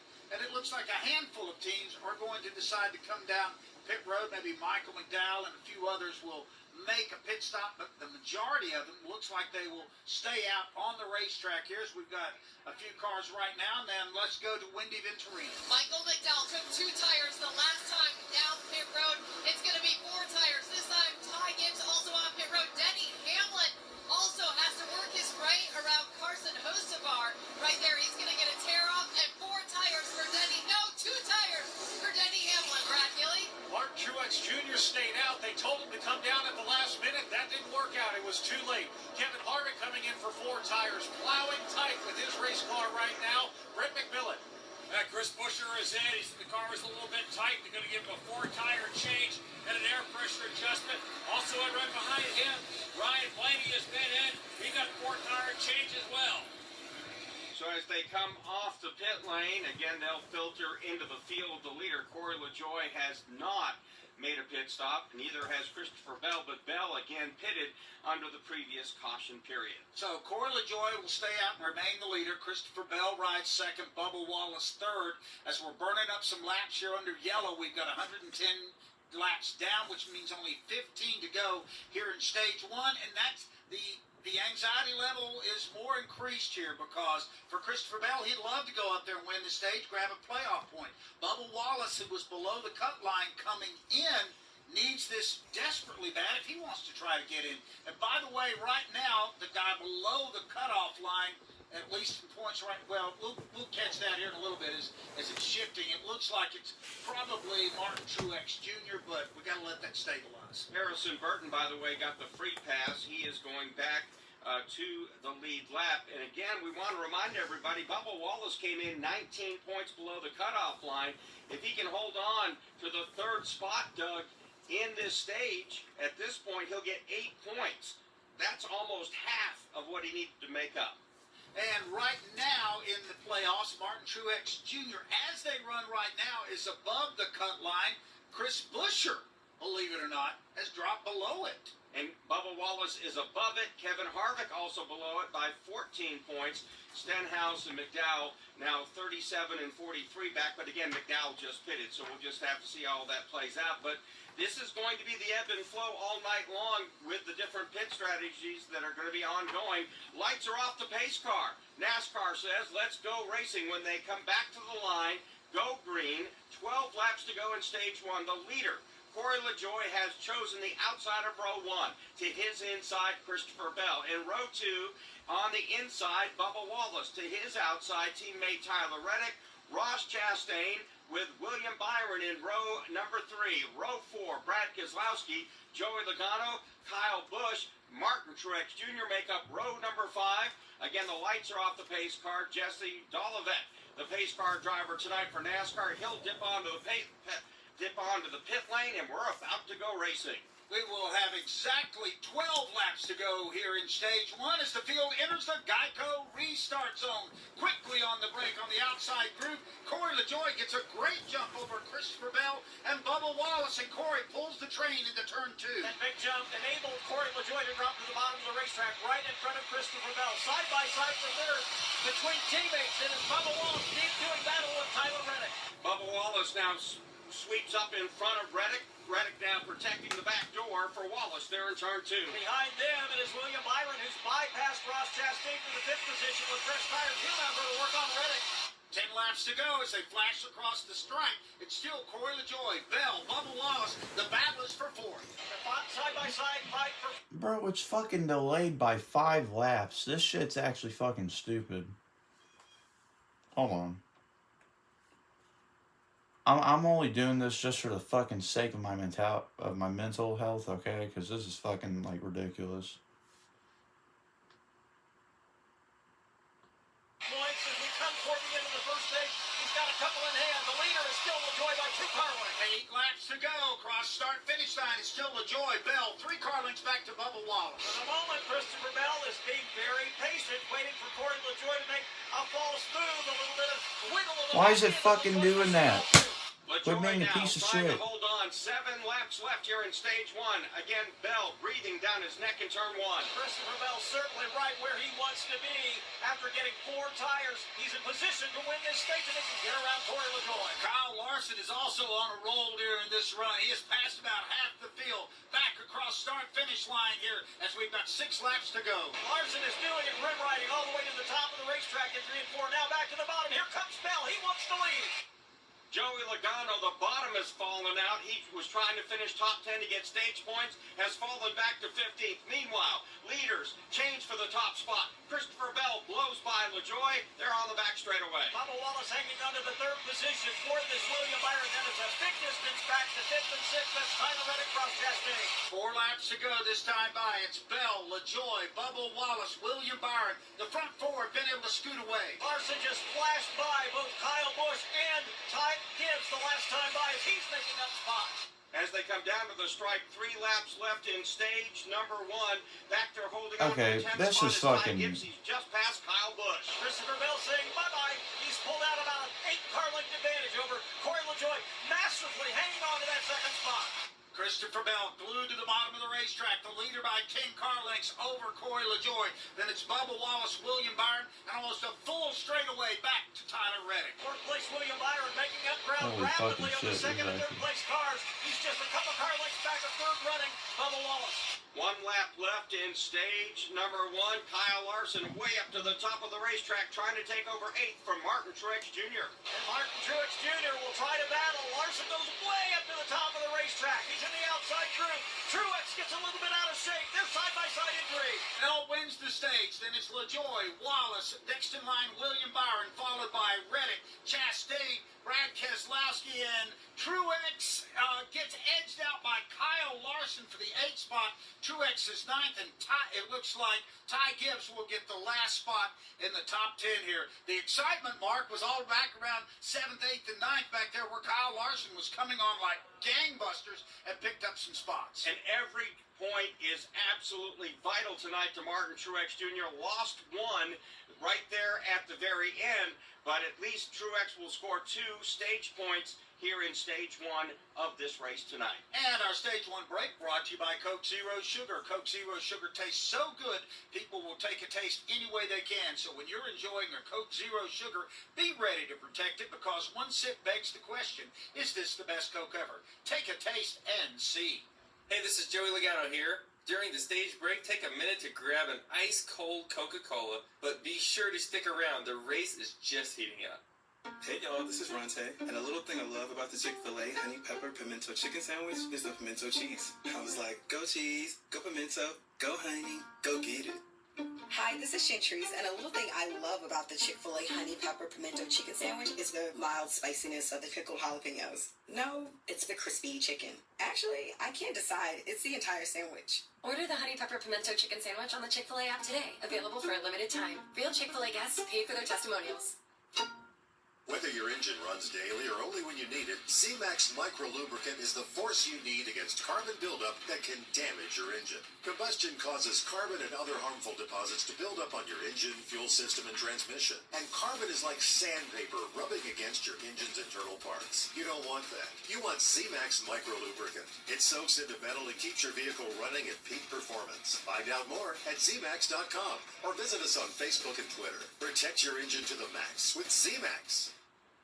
Hey, do you want more unfiltered NASCAR analysis? Of course you do. Visit our YouTube channel from PRN at GoPRN Live, where you'll find expert opinions, race breakdowns, and much more from a great lineup of studio programming. Like and subscribe to GoPRN Live today. We've been pushing out a lot of content lately. Want you to enjoy that. This is PRN, the Performance Racing Network.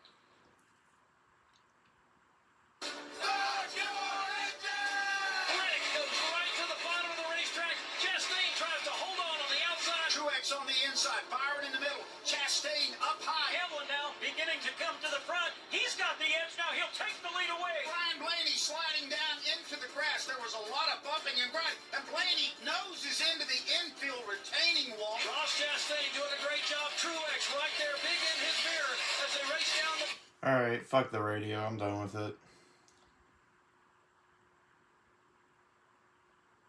Fuck the radio. I'm done with that bullshit trying to fucking keep track with it. I'm just gonna fucking fast forward this bitch to where it's actually live, so that way we don't have to fucking miss anything.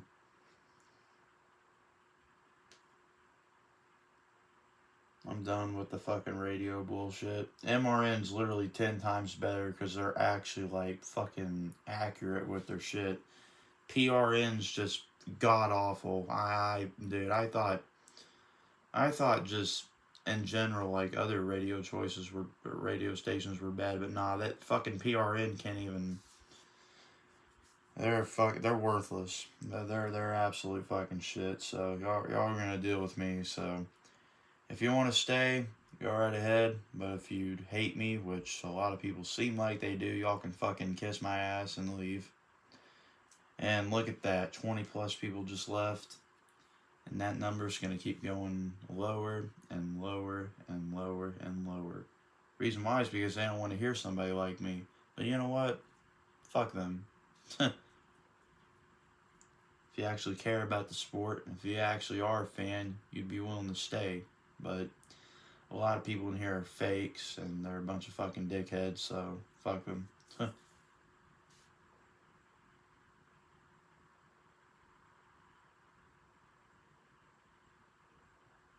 Done with fucking doing that other bullshit.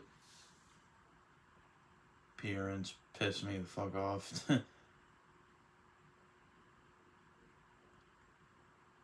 Can't fucking, I'm not dealing with it. I'm not.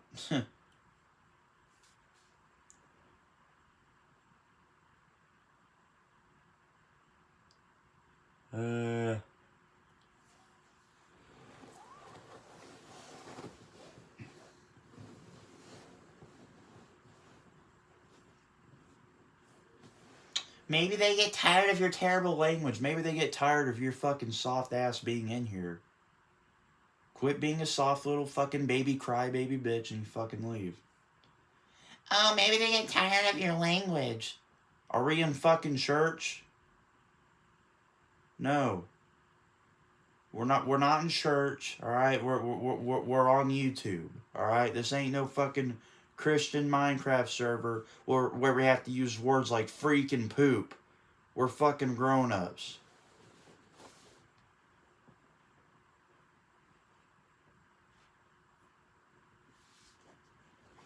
Motherfucker hasn't gotten a reality check yet, I guess. Jesus Christ.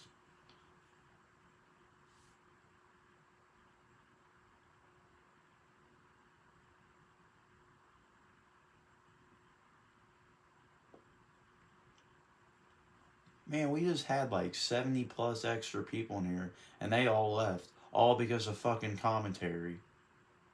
What a bunch of fucking soft bitches, I swear.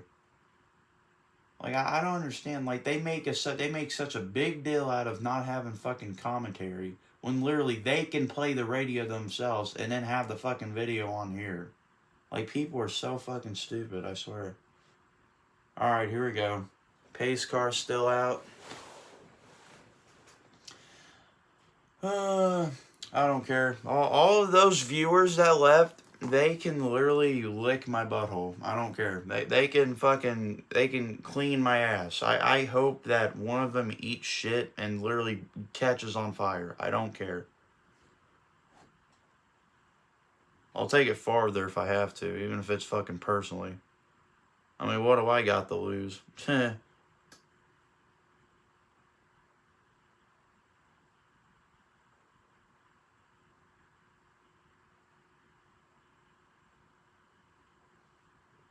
I'm getting my sound from PRN. Yeah, I was using PRN radio, but it's so fucking delayed from my end. It's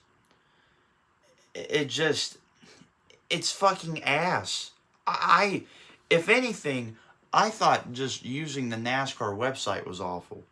Using that, dear God, that's 10 times worse. So I'm just gonna fucking do it myself, because fuck it, why not? I mean, I would turn this up a little bit for y'all, but look, if I do that, I'm just gonna get fucking copy striked. I already know. So look, I'll leave it like at fucking 2, but actually, you know what? I'm not even gonna take that risk, because YouTube can be so fucking strict. They might be able to even hear that. They might be able to even hear me having that 2% volume. I mean, they're so fucking crazy. It's just, thank you. See, MRN, yeah, way better than fucking PRN. That PRN bullshit can fucking, I don't know, I hate it. God, that's fucking awful. I'm never using that again. If it ever fucking, recommends me to use PRN radio, I'm not using it. I'm using MRN. I'm sorry. MRN is where it's at. They are the #1 fucking radio station for NASCAR racing. Hands down. I don't care what anyone else says. I don't even know why the fuck they're not doing it this time. This is Bristol. You're telling me you're not going to fucking broadcast Bristol for your fucking radio station? Like, are you crazy? Like, what the fuck? Wow, people are actually coming. Oh my God, no, please. Not this shit again. Can we quit fucking going down pit road? The rain is already fucking gone. That little tiny fucking cloud right there is already moving away. Put the fucking cars... Oh, never mind. Okay, it's actually raining. Never mind. I didn't see the raindrops till now. Oh, Jesus. Okay, yep, they might have to put the covers on them. Oh, shit. Oh, fuck. Why is it raining in Bristol? How much fucking rain are... Dude, no one's going to be there. No one is literally going to be there. There's probably going to be, like, maybe 1,000 people there. There's not going to be much more than that. All the people that are there now, over half of them are going to fucking leave. Because they're going to be like, oh, this is pointless. This is stupid. They're not racing. I'm going to go home. Like, what the fuck? Like, goddamn, like, guys, we have rain tires. And we're not even using them. We're not, like, I don't, why, whoever came up with the idea of rain tires, I feel so bad for them. Because they had such a good invention. Yet NASCAR hasn't even fucking used them once. Once. They only use them at fucking road courses. They're not using them here at the short tracks. They're not even using them at the fucking... Well, I get why they're not using them at the super speedways, but still. Like, what the fuck? They're not even using them. They haven't used them within, like, the past 2-3 years. This is, like, that invention of that fucking rain tire was pointless. Because no one's using them. No one... Hell, the Truck Series tried using them earlier this year, or I think it was last year at fucking Martinsville, and they still just put the race under caution. They didn't care. They fucking let the race just set as it was. Like, Like, they didn't fucking go out there and race. They just sat there and was like, all right, we're gonna wait for the rain. And I had to watch that race until, like, fucking midnight. Maybe, like, 1 or 2 in the morning. I mean, that race was fucking awful. And this race right here is just about to be as awful as that one. I mean, we're out here with over 1,000 people fucking sitting there at the track, waiting and waiting and waiting, and no one's doing anything. We got fucking rain tires. No one just, like, why does no one want to use them? I don't understand. This is fucking horrible. I actually hate this. I actually hate this. This is awful. See, like, now more and more people are leaving the stream. That number's going to start getting lower and lower and lower. Now, not only because we're in a rain delay, but because I'm here fucking talking. Look, that number just went down. We were at 470, and now we're back down to fucking 391. Crazy how humanity works, right? I mean, people just, they're so greedy, and they're like, I don't want to hear this kid talk, and then they'll just fucking leave. Jesus, man, this fucking sucks. This actually sucks. This is horrible. This is fucking ass. This is so ass. Why? Why are we... Why? I don't understand. This is so stupid. Okay, what the fuck did my computer just do? It's on a black screen. Okay, that's not what I'm wanting to do, you piece of shit. What are we doing? That's not... Okay, I don't know why it... That was so stupid. It like tried cutting me out.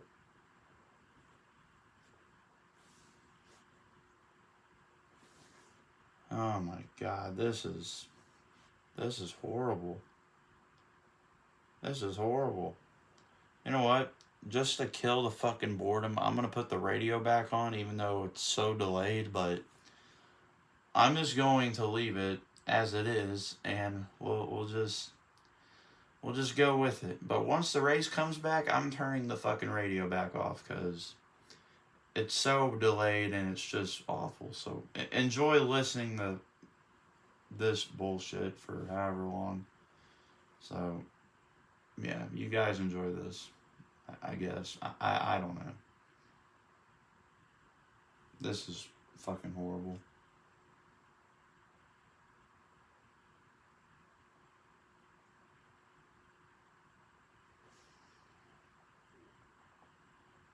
Riley's talking about college football.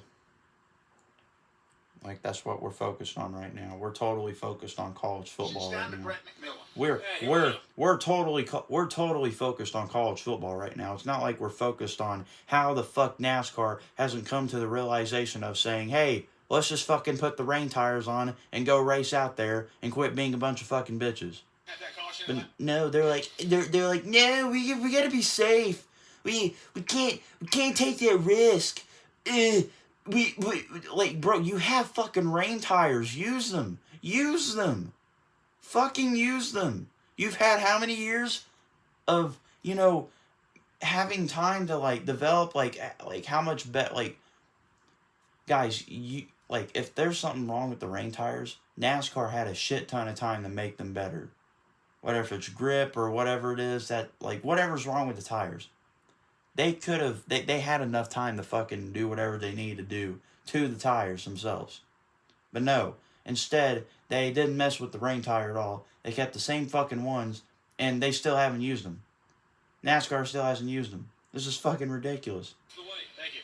That's Adam Stevens. He's the crew chief for our leader, Christopher Bell. All right, thanks a lot there, Brett McMillan. I just heard NASCAR say keep the drivers in their cars. This shouldn't be long, so that's an encouraging sign here, and we'll hopefully that NASCAR can refire the engines and we can get back to business here. As we currently stand, Doug, Ricky Stenhouse Jr., Martin Truex Jr., 9 below the cut line, Bubba Wallace minus 11, Michael McDowell minus 18, Joey Logano just above the cut line at plus 9, Kevin Harvick plus 16, Kyle Busch plus 23.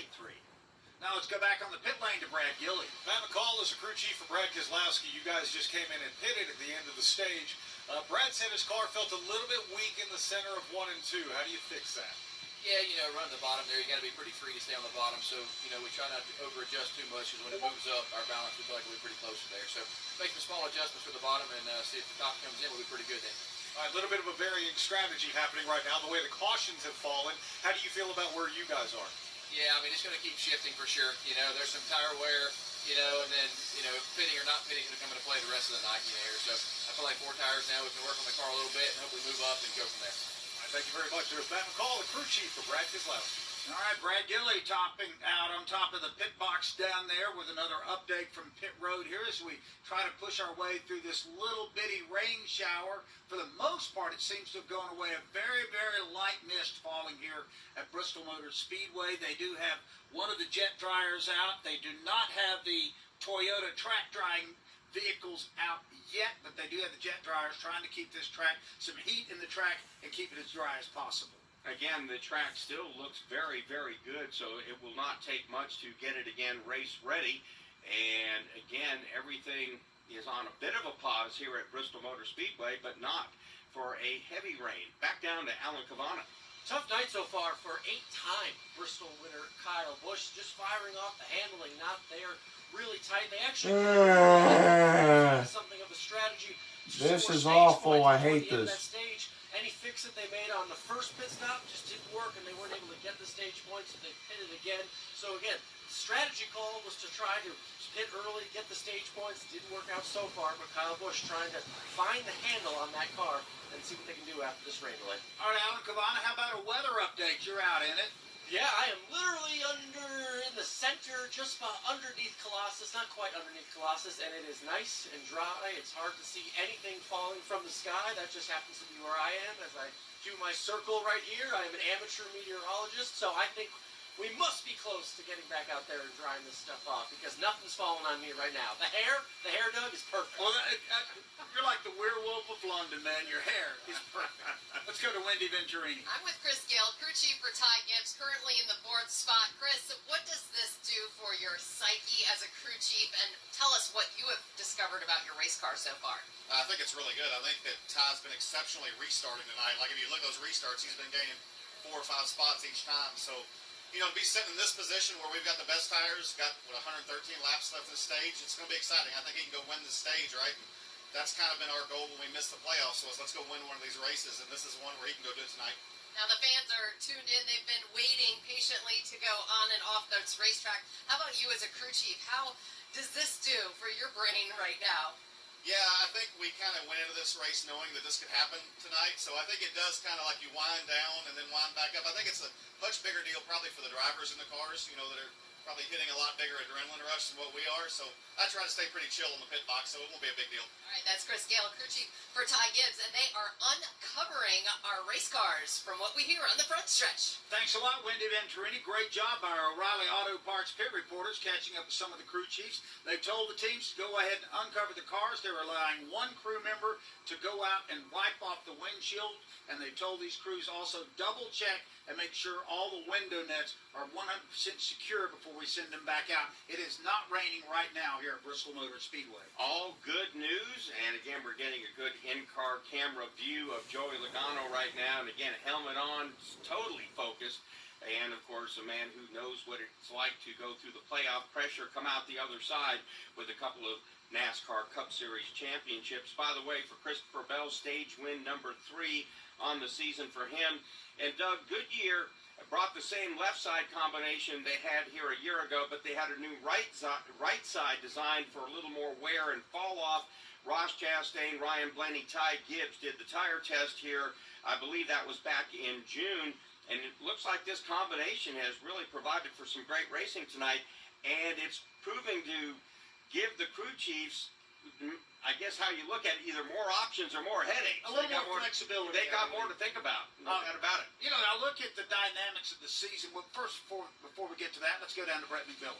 I'm here with Rudy Fugle, the crew chief for William Byron. You guys are in 3rd place right now. I know William had asked for the car to be able to fire off better, but over the long run, it looks like you guys are in pretty shape, are you? Yeah, this relay Chevy started out pretty good. Williams doing a good job. We got some good stage points in stage 1.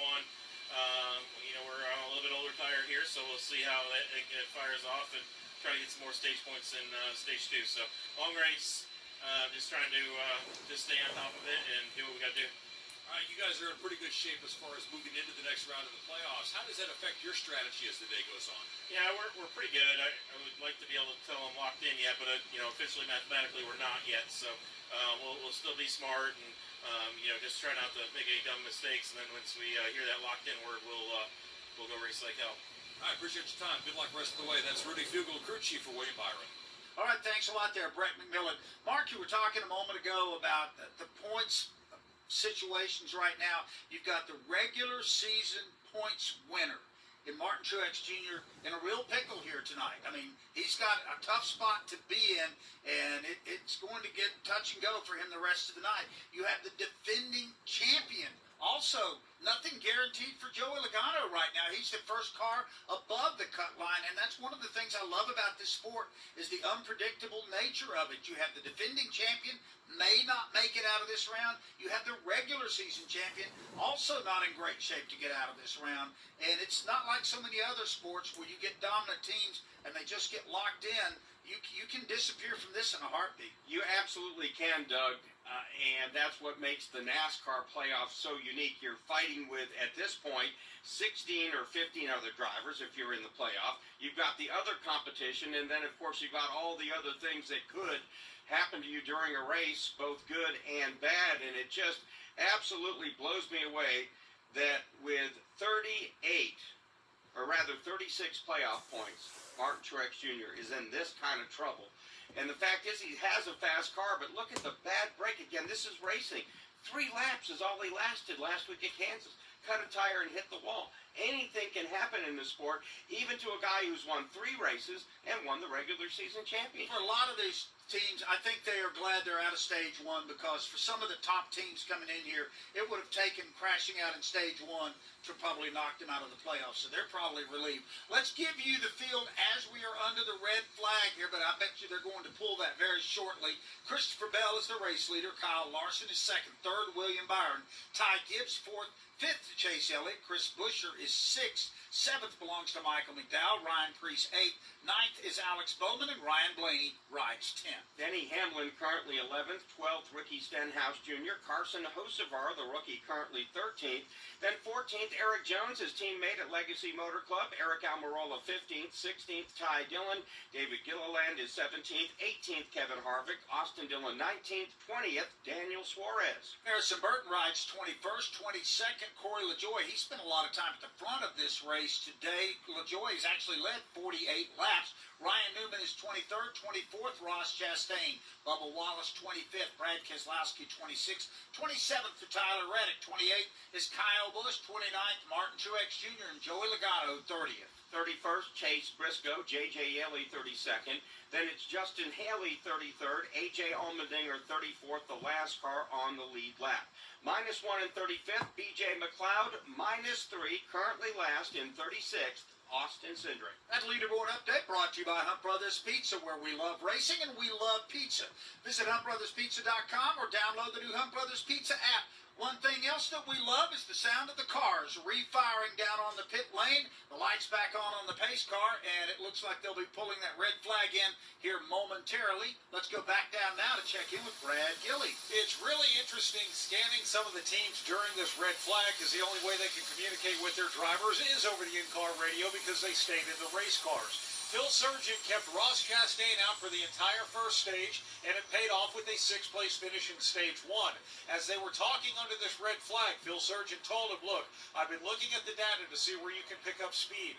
What I really need you to do is lift later into 3 and 4, meaning you need to go deeper into the corner before you actually get off the throttle. Ross said, oh, okay, I'll try and do that. He also expects it, Phil Surgeon does, that the track is going to maybe migrate up a whole lot quicker when we go back to green flag racing. The reason being, because of all of the safety equipment that was out blowing off the racetrack, well, it also blew all the marbles off the racetrack, and we have some clean concrete out there, so we'll see how things go here in stage number 2. Cars now rolling back out onto the racetrack after they have pulled the red flag. We're back under yellow with cars rolling. When they come back by the line, they're going to be completing lap 138, which will leave 112 to go here in stage number 2, which is at lap 250, which is also halfway, which would also make it an official race. in case more rain came. But again, looking at the radar, we've said that twice tonight, looking at the radar, there's really nothing there, and then something pops up. At no point tonight, with the rain interruptions, we've had one delayed to start and one during the race, have we lost the racetrack, meaning it got so wet that there had to be extensive track drying opportunities. We had a little bit of shower here, just enough to slow us down. That was a 15-minute red flag situation, and they'll start counting laps, and they come back around even under this yellow, so every time they go by, those transponders will tick off another lap. So if you just joined us, Christopher Bell won stage number 1, has led 88 laps tonight. Corey LaJoie spent 48 laps out front in stage 1. Bubba Wallace led a single circuit. Kyle Larson has moved up the most positions. He started in the last place tonight after messing up qualifying yesterday. He is up 34 spots. Eric Jones up 18, as well as Ty Dillon. Chris Buescher up 14. The cars that have moved the farthest off the pace since the start of the race, Martin Truex Jr. minus 23, which is not really an accurate view in the sense that Truex is on a little bit of a different pit strategy right now. Had a very fast car. He finished 9th in stage 1 and picked up a couple of stage points. NASCAR not dragging its feet. They have said it'll be 1 to go when they come back to the line. The pace car now has the field down and turns. Green flag in the air. Here we go.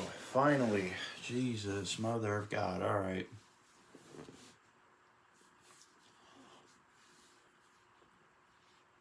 All right, Bell's your leader going in turns 1 and 2. Byron and Gibbs fighting for 2nd. Meanwhile, in 3rd and 4th, well, battling for 4th, McDowell and Larson. McDowell now in 4th. Gibbs now takes 2nd place. Byron in 3rd. Bell is still your leader. Larson back there in 5th. Here comes McDowell trying to pass Byron for 3rd here on the inside. Side by side coming down the front stretch. McDowell still side by side with Byron. Byron gets a good run there. McDowell, though, still fighting.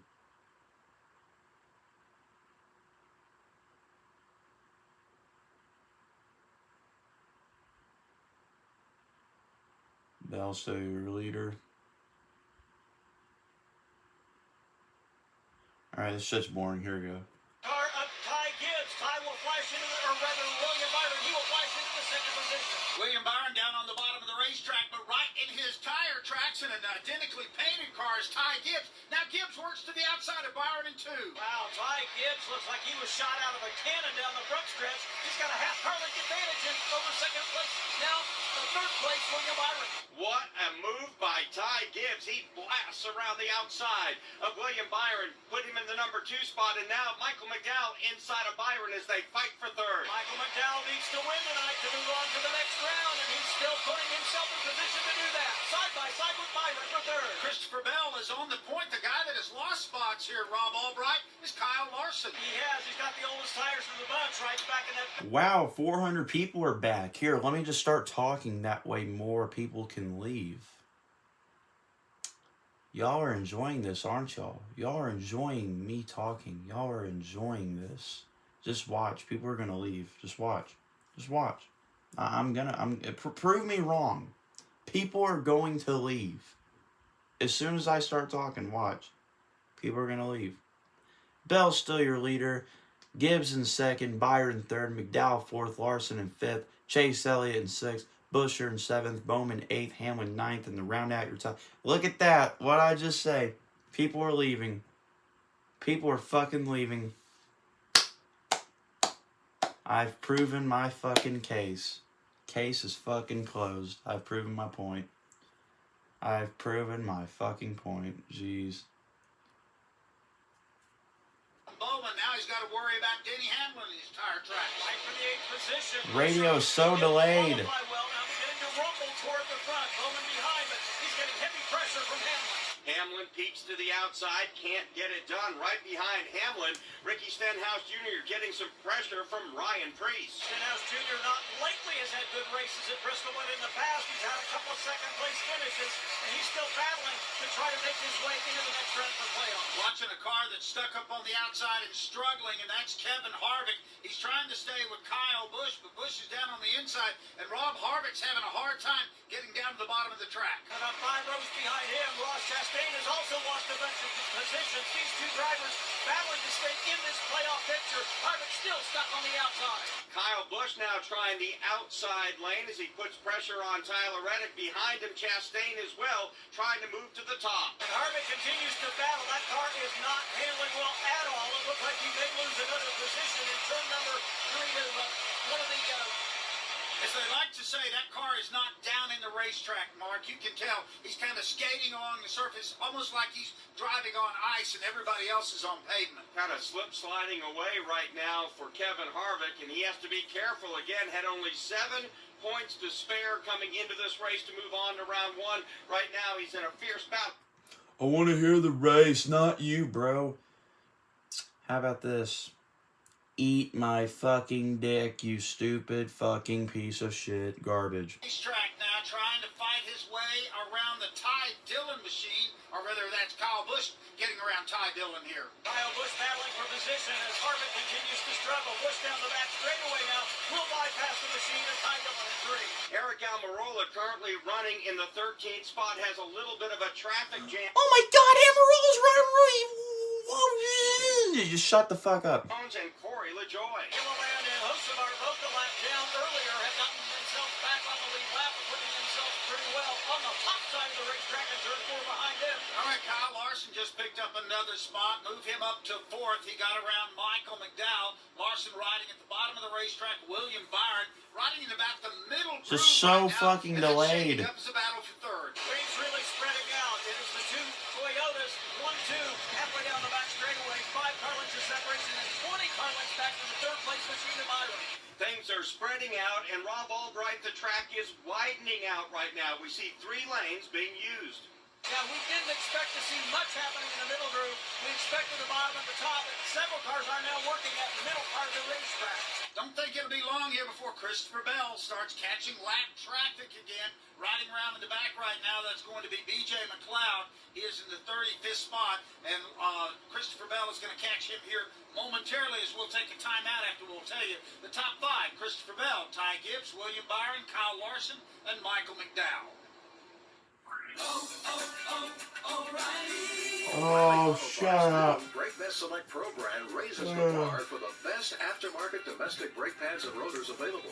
For vehicle-specific friction formulations, Quiet-Tech noise-canceling shims, and stainless steel hardware, choose Brake Best Select Pro. Professional-grade brakes from the professional parts people at O'Reilly Auto Parts. O'Reilly Auto Parts. Chase Elliott, Daniel Suarez, Kyle Larson, and all the stars of NASCAR return to Fort Worth for a playoff showdown weekend, September 23rd and 24th for the Andes Frozen Custard 300 and the Auto Trader Echo Park Automotive 400. Experience the no-limits action both on and off the track, including camping, tons of live music, food, fun, and more. Lock in tickets at TexasMotorspeedway.com. Parking is free, and you can bring a cooler. The Xfinity fast lap of the race goes to Christopher Bell. He turned the lap at 125.856 miles per hour, way back on lap 6. Introducing the next generation of 10G network, only from Xfinity, proud premier partner of NASCAR. Top 10 read like this: Christopher Bell, Ty Gibbs, Kyle Larson, William Byron. In 5th, Michael McDowell. Chase Elliott 6th. 7th is Chris Buescher, Alex Bowman 8th. 9th, Denny Hamlin, and 10th to Ricky Stenhouse Jr. From Bristol, this is PRN, the Performance Racing Network.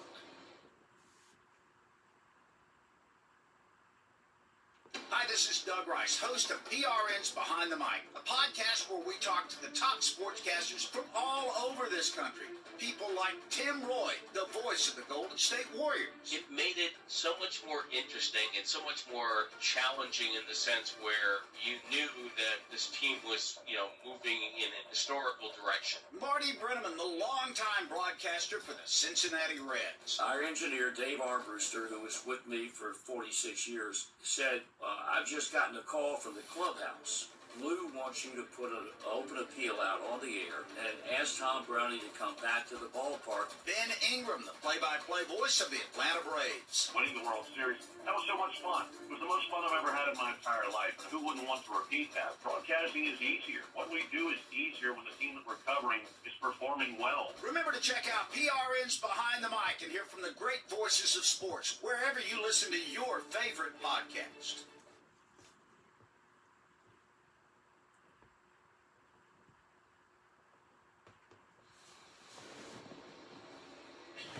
All right, there are some title contenders that have just gone a lap down, and they include Joey Logano and Ross Chastain and Mark Arrow. Christopher Bell's not far from putting Kevin Harvick in that same category. He is almost on top of Harvick right now. Chastain just in front of Bell. Bell going to the outside.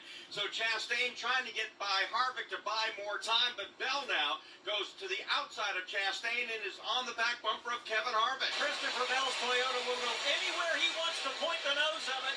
Now he will move up on the back bumper of Kevin Harvick to the inside of Harvick is Chastain. He thought about 3 wide for a moment. Now he dives down to the bottom of the racetrack, but he's blocked by Ross Chastain. He's faster than Chastain and Harvick, but can't get around them. And now Kyle Larson moves right up on the back bumper of Christopher Bell, and we've got a race for the lead. Bell goes way up the racetrack. Larson on the bottom with Harvick and Chastain right in front. Bell continues to hold on. After dropping to fifth on the restart, Kyle Larson got it in gear, got it going, and he's now in second, and he wants the race lead. Bell still unable to get around either Chastain or Harvick, who run door to door in front of him. Christopher Bell trying desperately to get around Chastain, but Harvick blocks that. And now here comes Larson to the outside of Bell. Almost 3 wide, and Kevin Harvick is hanging on by his fingernails, door to door with Chastain right in front of the fight for the lead. Christopher Bell has thought twice about going down the middle of those 2 cars, going 3 wide, but has decided not to make himself the meat in the sandwich. Ty Gibbs says, I want a little bit of this. He'll come to the inside of Kyle Larson and try to retake that second position.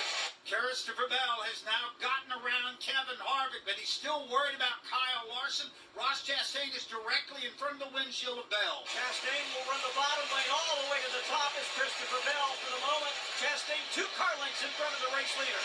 As they work their way out of turn number 4, again, Chastain desperate to stay on the lead lap, and we still have 73 laps to go in stage 2. Logano a lap down, Harvick a lap down. Before the halfway point of this race, Chastain about to go a lap down. Christopher Bell goes to the outside, Ross on the bottom. And this is key because these drivers came in here needing good performances to try to advance. Chastain now 2 feet on his rear bumper is Christopher Bell. Chastain's team took a risk leaving him out to try to get a few stage points. Now it's coming back to bite him. Hang on for the moment.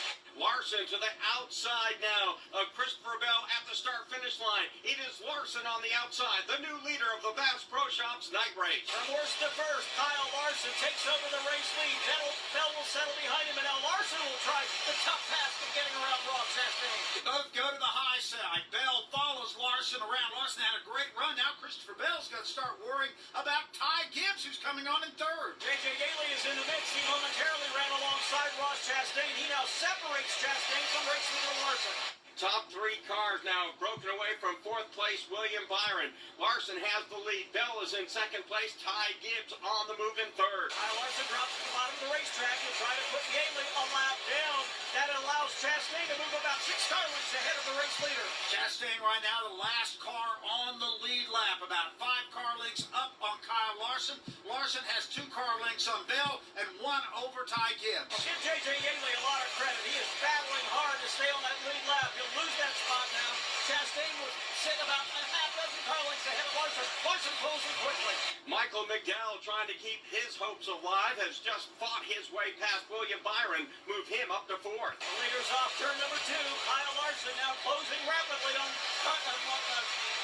Ross Chastain. Kyle Larson, who started 36, riding in the number 1 spot right now, trying to put Ross Chastain, who rides in the 29th spot, a lap down. Second behind Larson, 5 car lengths is Christopher Bell. Another 7 car lengths back to the third place machine at Ty Gibbs. So here is Chastain way up the racetrack trying to hold off Larson. Barely does it at the line.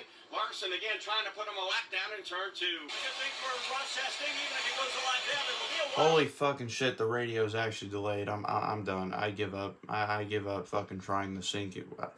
Dude, there's no way in hell that you can sync PRN radio with this fucking shit. PRN radio's ass. They're literally the worst radio station ever. They're fucking ass. Championship home. Like Andre and Steve. Sorry if the radio's delayed. It's just fucking god awful. Dude, just pay attention to this. Just pay attention to this. This is fucking better. To accomplish greater things this year, everyone plays a part. Be part of the action at Toyota.com/racing. Toyota, let's go places. NASCAR is a registered trademark of National Association for Stock Car Auto Racing, Inc. Will they find a home? Sponsored by Geico. Sarah wants a yard. My own little paradise. Brad, however, hates yard work. The only thing I hate more than cutting the grass is paying someone to cut the grass. Compromise is tough, but these two won't have to compromise when they bundle home and car insurance with Geico. It's easy, and they could save even more. In the end, Sarah and Brad found a great home with a yard. A very, very small yard. Time to get it done. And I'm done. Bundling without compromise at Geico.com. Kyle Larson got around Ross Chastain, and so did Christopher Bell. Chastain currently the first car 1 lap down. The top 5 are Kyle Larson, Christopher Bell, Ty Gibbs, Michael McDowell, and William Byron. From Bristol Motor Speedway, this is PRN, the Performance Racing Network. Keselowski misses turn 1, and 4, 5, 6 cars pile in. It heats up when the weather starts to cool down, and it offers you a brand new experience every time you're there. It pairs the drama of wheel-to-wheel action that makes and breaks championship holds with the festival atmosphere, creating the type of awesome weekend you won't want to miss. It's a challenge like no other in NASCAR. It's a test of bravery, skill, and patience, and it offers fans a view of every bump, pass, spin, missed corner, and celebration. There's concerts, tailgates, races, live entertainment, enough fun to rock your Roval from summit to sundown. Memories are made with every step, from the entrance to the winner's circle and back to the parking lot. Every lap, the roller coaster of excitement, and every evening is a gathering of friends and family. But don't leave, or you'll miss it. There's something fun around every corner, and you never know what's coming next. It's the Bank of America Roval 400.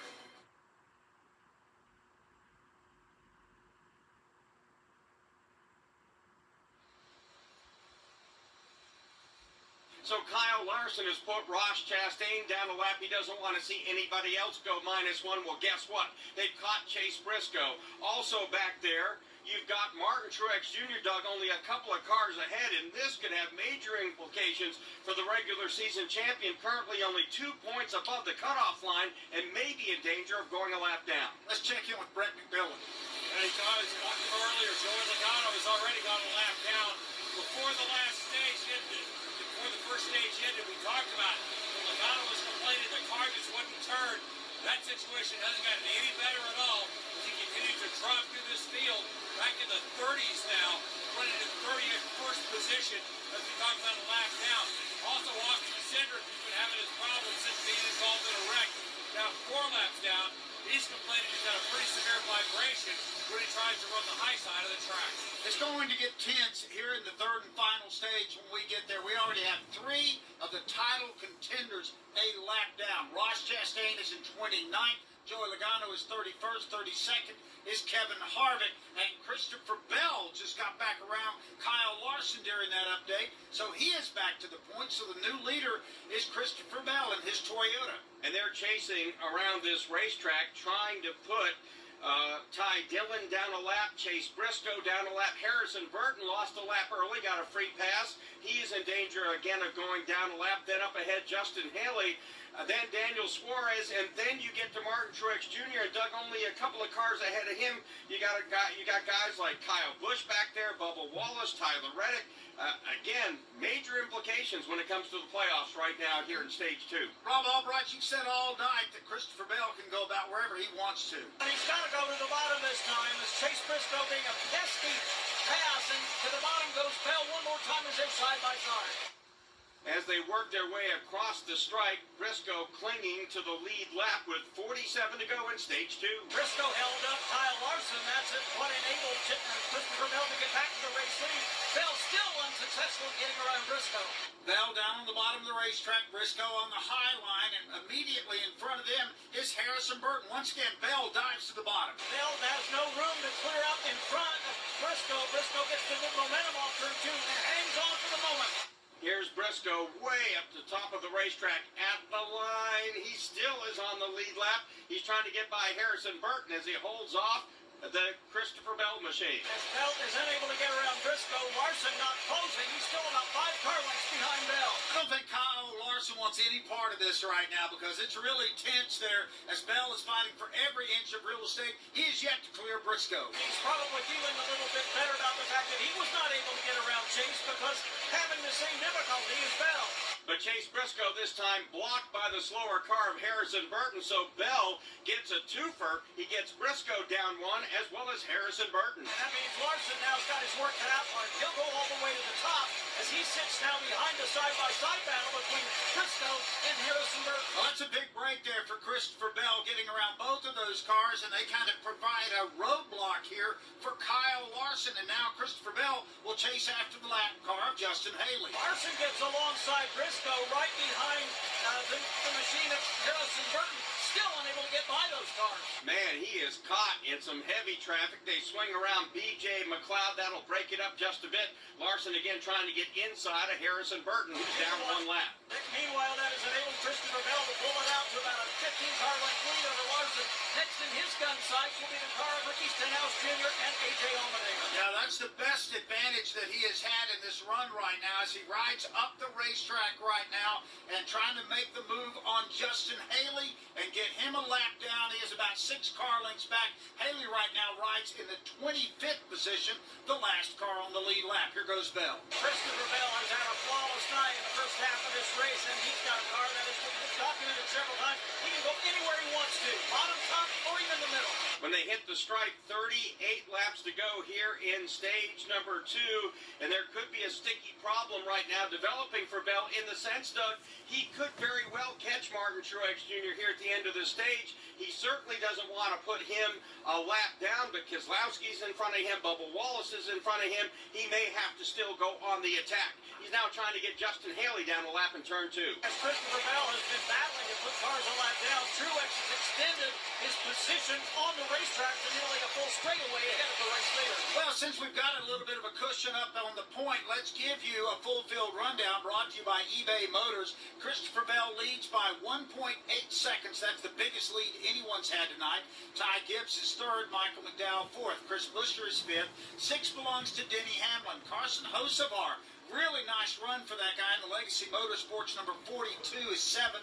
8th will be William Byron. Chase Elliott is 9th. And 10th to Alex Bowman. Ryan Preece 11th. 12th is Ricky Stenhouse Jr. Eric Jones in 13th. Now make that Corey LaJoie in the 13th spot as he drops Eric Jones to 14th. 15th Ryan Blaney. Eric Almirola 16th. Todd Gilliland 17th. 18th Austin Dillon. Kyle Busch 19th. 20th Tyler Reddick. Bubba Wallace back in 21st, Brad Keselowski 22nd, 23rd is Martin Truex Jr. Daniel Suarez is the last car on the lead lap. Justin Haley is the first car 1 lap down in 25th. 26th, Harrison Burton. Chase Briscoe, 27th. 28th, Ty Dillon. Ross Chastain, 29th. And 30th is J.J. Yaley. Joey Logano -1 in 31st. Kevin Harvick down a lap in the 32nd position. Ryan Newman 33rd. A.J. Allmendinger -2 laps in 34th. 35th, B.J. McLeod. 36th, Austin Cindric. Bring home the cup with eBay Guaranteed Fit brakes, headlights, and all the parts to fit your vehicle the first time, every time. eBay Motors, ebaymotors.com. Eligible items only. Exclusions apply. 3 points. And we're back with the action. Coke Zero Sugar might be the best Coke ever. That's right, Jim. With an irresistible taste and zero sugar, Coke Zero Sugar is a must-try for any sports fan. So make sure you... Wait, Jim, I didn't mean try it right now. We're still on the air. Best Coke ever? Take a taste, Jen. Really? No, not right now, Jen. We got a game to call. eBay Motors is here for the ride. 120,000 miles of night drives, daily commutes, and who knows how many. Are we there yet? Through countless fixes, elbow grease, and a new radiator, you kept your ride alive. With eBay Motors, you have over 122 million parts to keep it running. And with eBay Guaranteed Fit, they'll be the perfect fit every time. Plus, at these prices, well, we're burning rubber, not cash. Keep your ride or die alive at ebaymotors.com. Eligible items only. Exclusions apply. Switch to Geico today and see all the ways you can save. It's easy. Simply go to geico.com to get a rate quote and get started seeing how much you can save. By the way, Daniel Suarez went a lap down for a second. He is being shown now as the last car on the lead lap, and Christopher Bell is gaining ground now on Suarez and Martin Truex Jr. From Bristol, this is PRN, the Performance Racing Network. If you have a chance to make a difference in a kid's life, you need to take full advantage of that opportunity. For those kids to know somebody has their back, somebody is caring about them, thinking about them when they feel like nobody is. Anything that I can do now to support Speedway Children's Charities, I do because I've seen the work firsthand. We owe it to children, no matter where they come from. Unfortunately, there is no end to some of the terrible atrocities in our world. Speedway Children's Charities can feel really good that we are getting the most good out of every dollar that's given. At Speedway Children's Charities, Our mission is simple. help every child we can. Because all children Deserve joy And hope. And love. And if one child is still in need, Then there's still work to do. Because their future is our future. and there's still so much they can teach us. Find out more at speedwaycharities.org.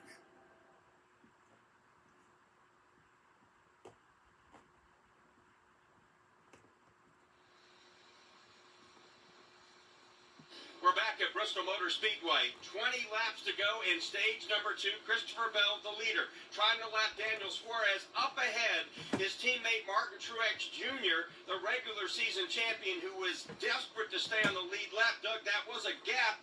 3.4 seconds from Bell to Truex has now been cut down to almost 1 second. As we said in the open, we see a race within the race. We see plans within plans unfolding.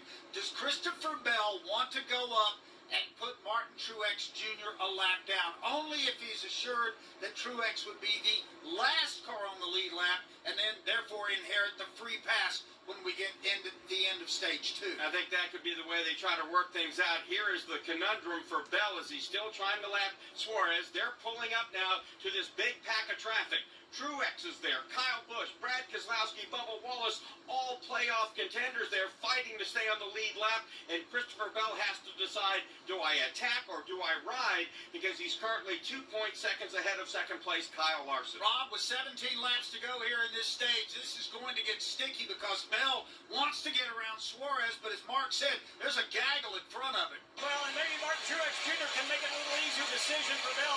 He just picked up a spot over Kyle Busch. He's now sandwiched between Busch and the car of P.J. McLeod, and Busch gets back around Truex. 3 wide, and Christopher Bell now is right on top of that pack of cars. Kyle Larson is making up some ground with 15 to go in stage 2. Well, Truex passed Kyle Busch once. Can he make it happen again? If he does, he'll have to go after Keselowski. Busch gives him room. Truex gives Kyle Busch room up top, and they're side by side. Side by side, Truex down on the bottom of the racetrack right now has the advantage over Kyle Busch as they enter into turn 3. Bell either can't or just has decided not to try to get around Suarez yet. He's side by side with him off 4. I think Bell could do more if he wanted to at this point. 13 laps to go in stage 2. I agree with you, Mark. Truex once again for the second time has made his way around Kyle Busch. Now he'll go after Brad Keselowski and Austin Dillon. It's crowded up there where Truex is. He's got Brad Keselowski, Austin Dillon, 13 and laps. Tyler Reddick. 13 laps to go. Yeah, it definitely says 13 on my TV. It definitely says 13. Fucking PRN is the... Dude, they're so awful. Lap with Martin Truex Jr. just up ahead. I think Kyle, or rather, The radio station sucks. to just ride behind Truex, and Truex can continue to pass cars in traffic. Truex right now doing his part as he dives under Austin Dillon, trying to pick up one more spot there. Right in, sandwiched in behind A.J. Allmendinger. Barely still remaining on the lead lap is Kyle Busch. He's to the outside of Christopher Bell.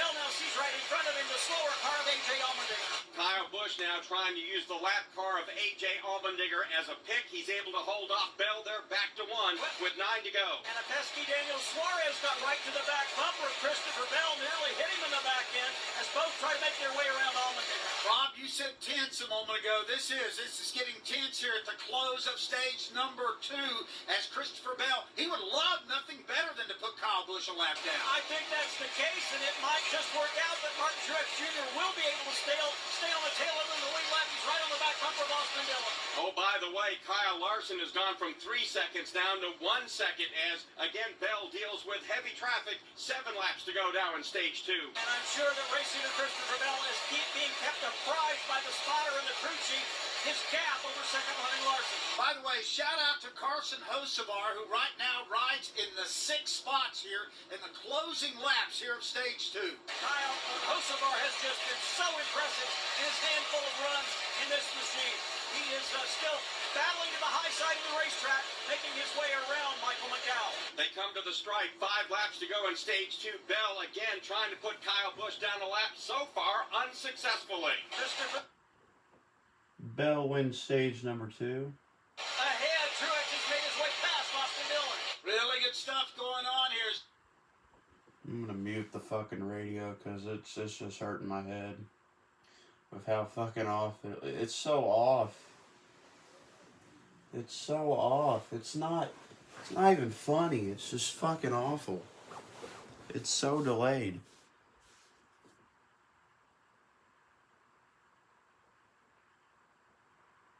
Alright, hold on. Let me refresh the...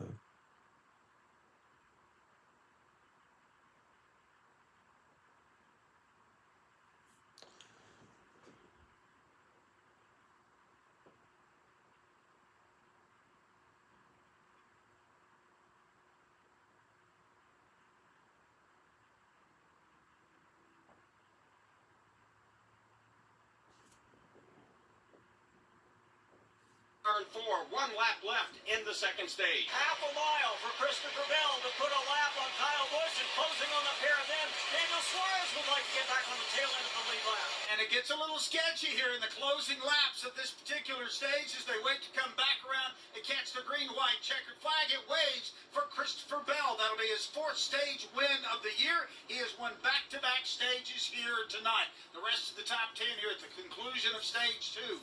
Ty Gibbs, Kyle Larson is 3rd, Denny Hamlin 4th, Carson Hocevar comes home 5th, Michael McDowell 6th, Chris Buescher 7th, William Byron 8th, Ryan Preece grabs 9th, and 10th goes to Chase Elliott. And our stage 2 was brought to you by eBay Motors. Burn rubber, not cash, by shopping on eBay Motors, ebaymotors.com. You go ahead and see what the hell this looks like. Fell freaking load.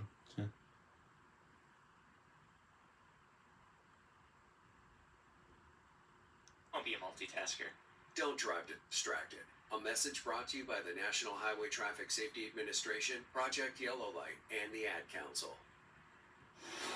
NASCAR returns to North Wilkesboro Speedway Saturday, September 30th for the Brushy Mountain Power Sports 150, featuring the ground pounders of the NASCAR Whelen Modified Tour. Bobby Labonte and Ryan Newman are scheduled to race these sleek retro rockets against tour stars like Ron Silk and Money Matt Hirschman. You wanted more North Wilkesboro Speedway? Come get it.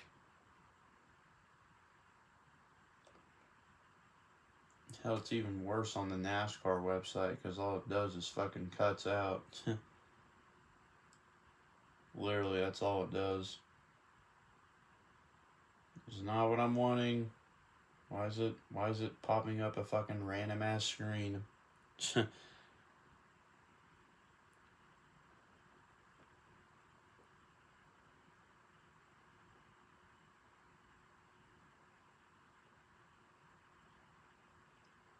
Better when you've been reading. Ty Gibbs in second. It's with 4 tires. Carson Hocevar with 4 tires have moved up to the 5th position. Denny Hamlin also with 4 tires. Brad Gilly. Kyle Larson in super loose on that last run. 4-tire change. Left side wedge adjustment. He's going to have to wait on fuel before he can be down and away. Brett McMillan. Oh, God, but Christopher Bell also is going to be waiting on fuel. They told him he's going to need 2 cans to do a 4-tire change. The first can is... Oh my God, it's actually not delayed. Finally. Finally. It's perfect. 15-second stop for him. William Byron also has been in. He said the car was tight on the 3/4 mark, so they gave him a chassis adjustment. So they came off pit lane with a 4-tire stop. Ty Gibbs up 1 spot. Yes, finally. Off the pit lane. Denny Hamlin up 2 is second. Larson Let's is fucking third. go. Hell Christopher yeah. Bell will lose 3 spots back to 4th. Then it's Chris Buescher, Carson Hocevar, and Michael McDowell. So big shout out here for Carson Hocevar. He finished 5th in stage 2. That is the Legacy Motorsports number 42 machine that Noah Gregson started off the year driving. After he was moved along from that situation, Carson Hocevar became the default driver for the rest of the year. And Marky's doing a nice job in that show. Doug, I first saw Carson Hocevar at Jennerstown Speedway 3 years ago in the Motor Mountain Masters. He ran strong there. He was just starting to get his chances on the Craftsman Truck Series. You could tell right then this was a special driver. He showed it that night, showing it again tonight. Let's go down now to Wendy Venturini. Carson Hocevar is flying. His car is really fast. I love listening to him on the radio, the communication. He just said before this pit stop, all I ask is to keep me out front. If I can stay out front, I'll set sail. That is some confidence coming from Carson Hocevar. He did drop 1 spot on pit road. Will restart in the 6th position, but he is awfully fast for that Legacy Motor Club. Good news, William Byron looks like now he is far enough ahead, has scored enough points in the stages 10 tonight to lock himself into the 2nd round. I think Denny Hamlin is in that position right now. Christopher Bell has scored 20 stage points tonight, Doug. I think you can punch his ticket now onto the 2nd round. He was plus 13 coming in. Certainly put himself in great position now. He is at 51 points above the cut line here at the end of stage 2. So where it's going to get tense is where it was coming into this event tonight, and that is going to be 11, 12, 13, 14, 15th, and 16th. Right now, riding in 11th, good by 7 points, is Joey Logano. In 12th, in the final position to make the transfer, would be Martin Truex Jr. Then it's Bubba Wallace -4, Ricky Stenhouse Jr. -8. He is tied with Kevin Harvick -8. And in 16th right now, it is going to be Michael McDowell. He is -17. Let's check in now with Brad Gilly. Well, Doug, now that we've concluded stage 2 and all the stage points have been awarded, we can truly talk about points as they run. Points as they run right now, Martin Truex Jr. came into this race -7 to Kevin Harvick. After 2 stages, Martin Truex Jr. was just told by James Small, we have to finish 6 spots ahead of Kevin Harvick right now if we want to advance into round number 2. And Harvick now is being scored as we take a look at the rundown. It's a little bit far. He has scored 33rd -1. Truex being scored in 20th. So right now, mission accomplished. If I had to take the one-on-one of those two right now, Truex has the better car out here. Kevin Harvick's car has not married up at all to this racetrack tonight.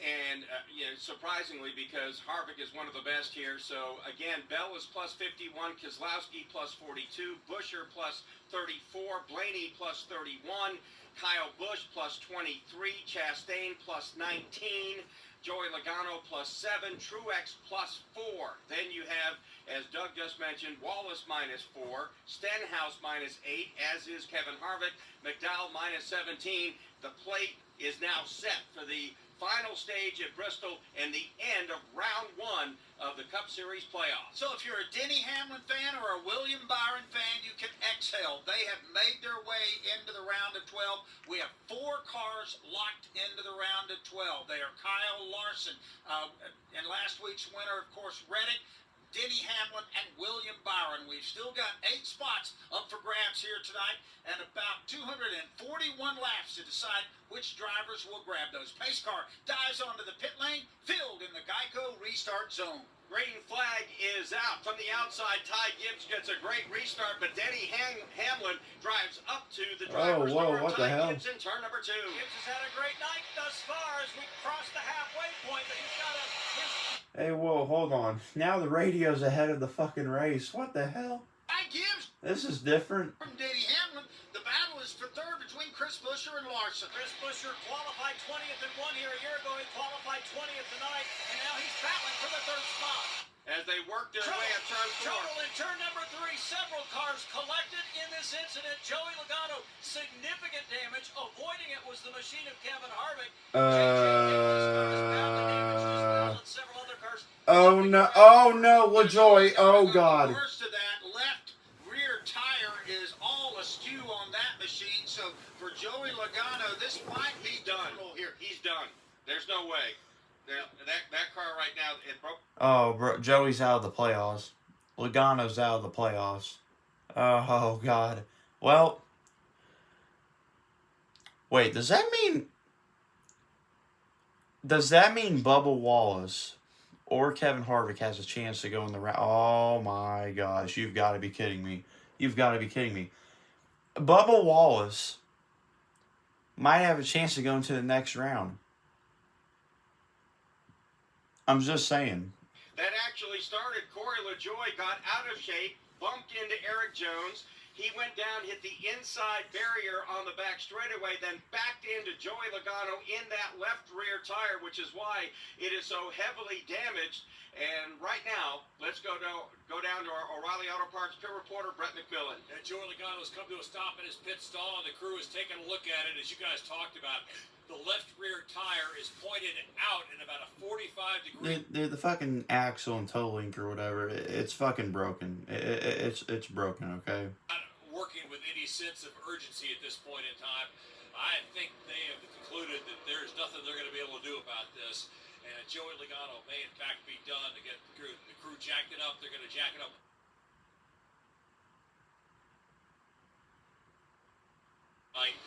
May be done. Yep, they're sending him to the hauler. What a tremendous development in this race tonight as we see the defending NASCAR Cup Series champion Joey Logano heading to the garage as a result of the crash. That means he is done for the night. By the way, nice work from Brett McMillan, one of our O'Reilly Auto Parts pit reporters, your professional parts people.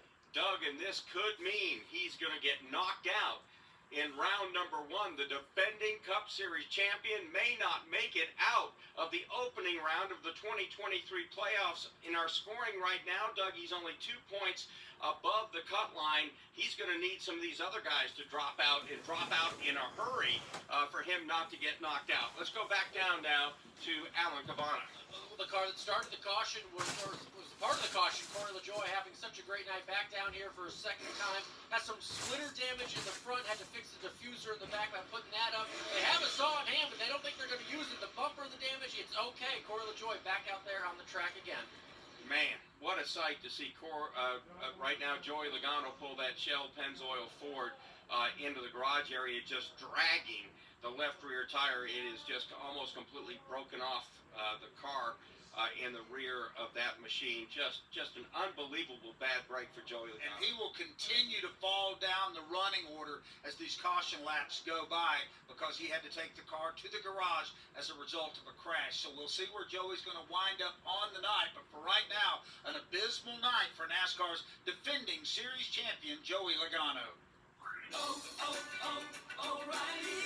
Increase your vehicle's performance and gas mileage with Lucas Fuel Treatment at O'Reilly Auto Parts. Simply add it to your tank at your next fill-up to eliminate carbon and varnish deposits. Get 2 bottles of Lucas Fuel Treatment for $10, plus 2 times O-Rewards points. See your O'Reilly Auto Parts store for details or shop online at O'ReillyAuto.com. O'Reilly Auto Parts.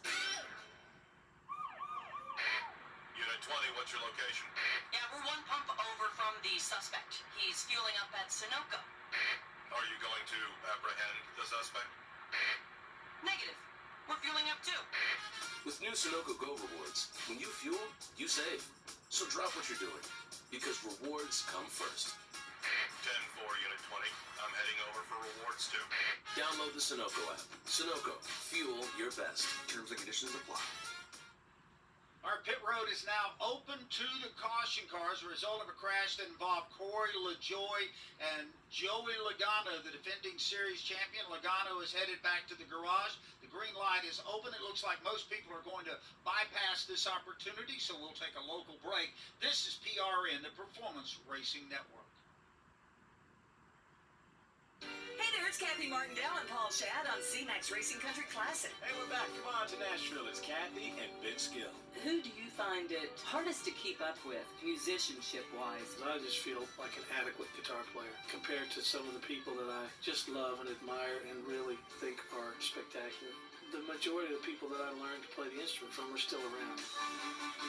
C-Max Racing Country Classics. I've been driving trucks for a long time. Safety is my #1 priority. I know that my truck has huge blind spots. That's why I remember to check my mirrors often for smaller vehicles. Everyone can help keep our roads safe. Next time you're behind the wheel, try to avoid lingering in those blind spots. It can be dangerous. Let's all plan to share the road safely. Learn how at www.sharetheroadsafely.gov.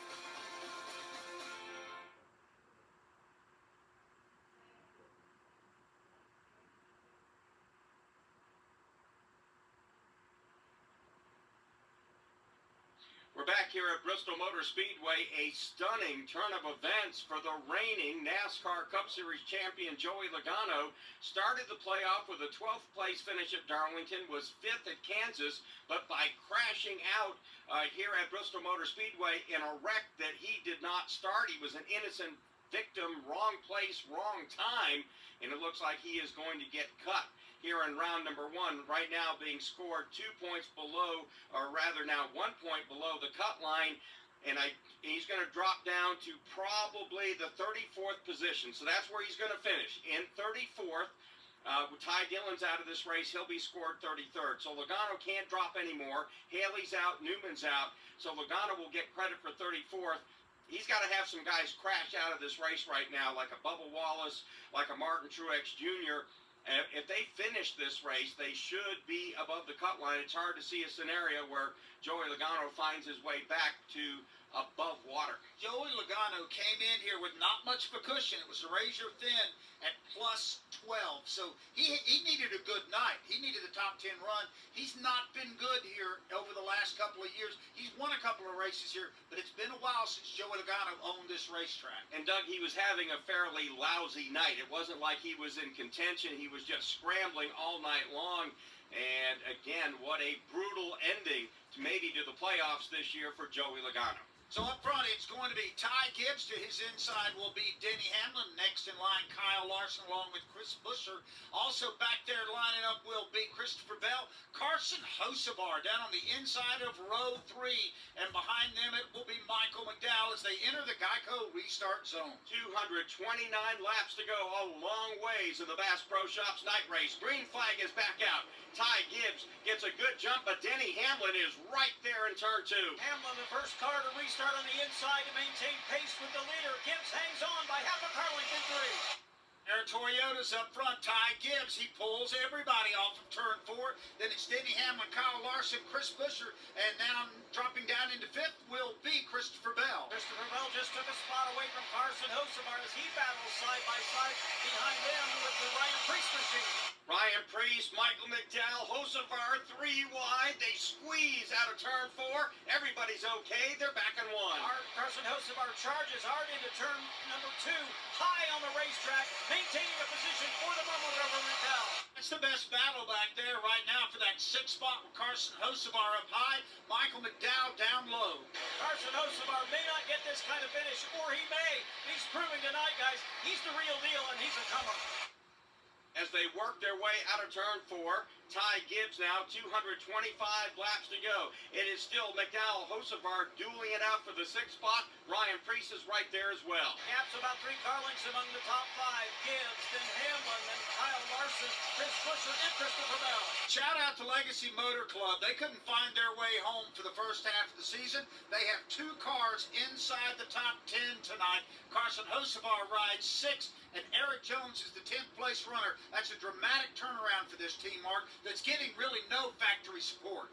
They certainly have done well recently. Eric Jones has shown some speed here in the as we get started in this final 10 races. Of course, they're not in the playoffs. They're switching from Chevrolet to Toyota, so that's the reason why they're not getting any manufacturer support right now.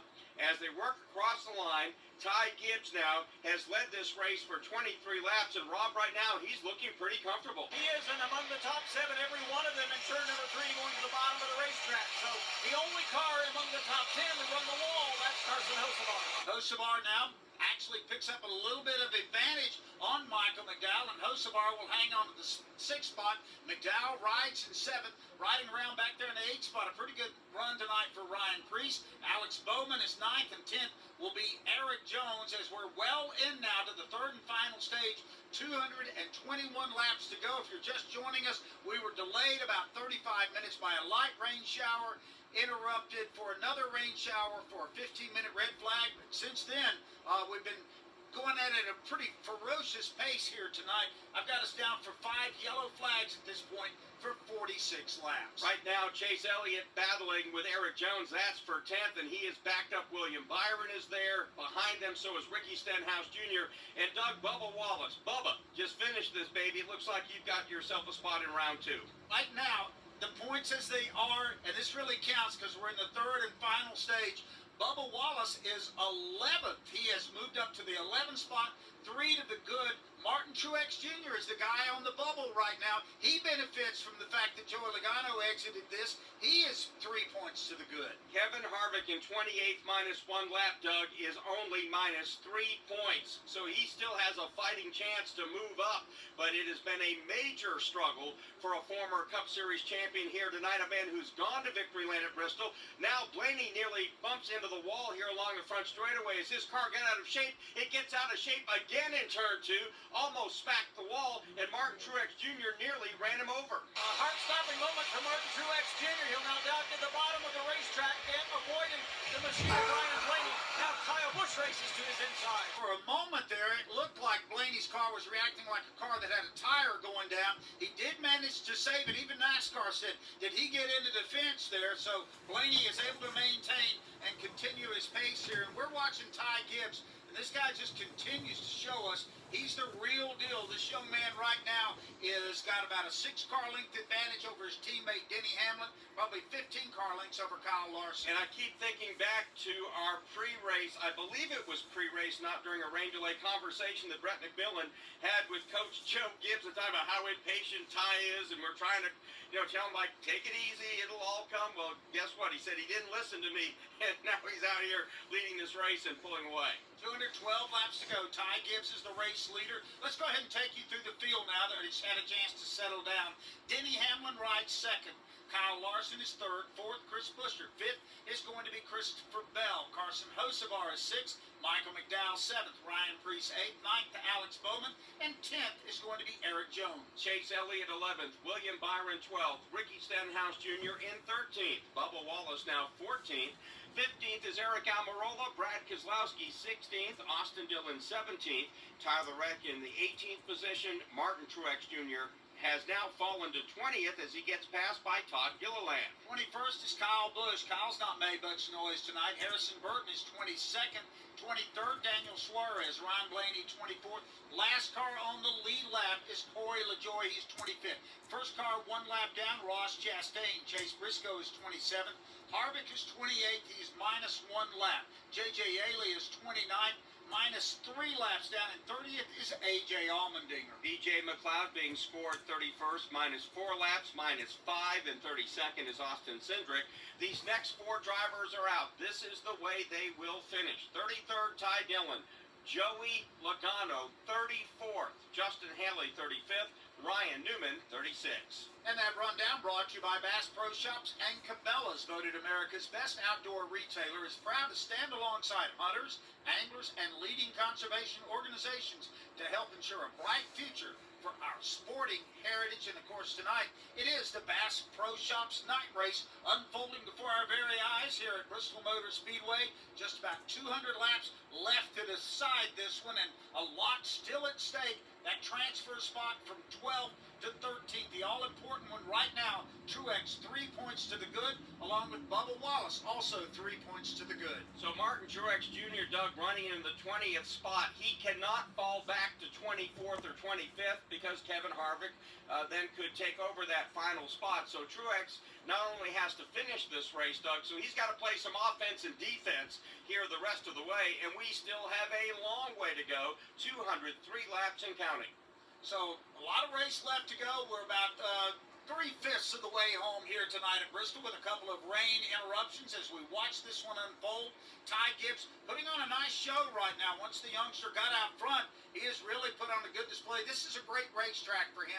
He has always performed well, and he is coming up, Rob, on Kevin Harvick once again. And Kevin Harvick has continued to drop since going back to the green. He'll now go a second lap down as Ty Gibbs bypasses him coming on third quarter. So Kevin Harvick's team grimaces with the loss of another lap. Martin Truex Jr.'s team is maybe celebrating that fact right now, buys them a little bit more breathing space. Ty Gibbs now has been out front 45 laps and counting as we go down to our Raleigh Auto Parts pit reporter, Brad Gilly. Joey Logano has come out of the infield care center, and obviously this is not the way you wanted your night to end, Joey. What can you say about how this first round has gone for you? Not so good. I mean, we just haven't been fast enough. We haven't been fast enough from really all year long. And that's why we're in the position we were in. That's why we were in the back here tonight, and we got caught up and stuff. So it's our own fault for not being fast enough. So we just got to work on some stuff, and maybe I don't think a miracle. Maybe something will happen here the rest of the race, where we can some issues for some other people will get us through. But it is what it is. All right, Joey Logano out of the infield care center and out of this race. And Logano very truthfully saying we haven't been fast enough. And Mark, truthfully, they haven't been fast enough all year long. The defending champion has won one race. It was the very first race at Atlanta Motor Speedway, and that's been it as far as W's are concerned. The Fords, Doug, showed a lot of speed at the beginning of the season, and they all seem to fall off. But you look at the start of the playoff, Logano was 12th at Darlington, 5th at Kansas. That's decent, right? Decent. Not great, not terrible, just not good enough. All right, here at Bristol Motor Speedway, top 5 are Ty Gibbs, Denny Hamlin, Kyle Larson, Chris Buescher, and Christopher Bell. Watch parties aren't what they used to be. Welcome to today's matinee. Ever since we got Xfinity, my little sister and her friends can easily stream all their favorite stuff. We'll start with 2 episodes of Top Chef, then Chopped. When I was a kid, we'd worry about buffering. Now they just worry about what's on the charcuterie board. Enjoy these fine meats and cheeses. These are just cut up hot dogs and spray cheese. Indeed. The best way to stream your favorites is on the Xfinity 10G network. Restrictions apply. Stream Top Chef on Peacock. Make your plans now to stay at the South Point Hotel Casino and Spa next March when NASCAR returns to Las Vegas. They have great race ticket and room packages for you to choose from. The South Point also features a wide variety of excellent dining options at 11 different restaurants. Or you can enjoy the 16-screen movie complex and visit the 64-lane bowling center. Visit SouthPointCasino.com and make your reservations today. Stay where the racers stay at the South Point Hotel Casino and Spa.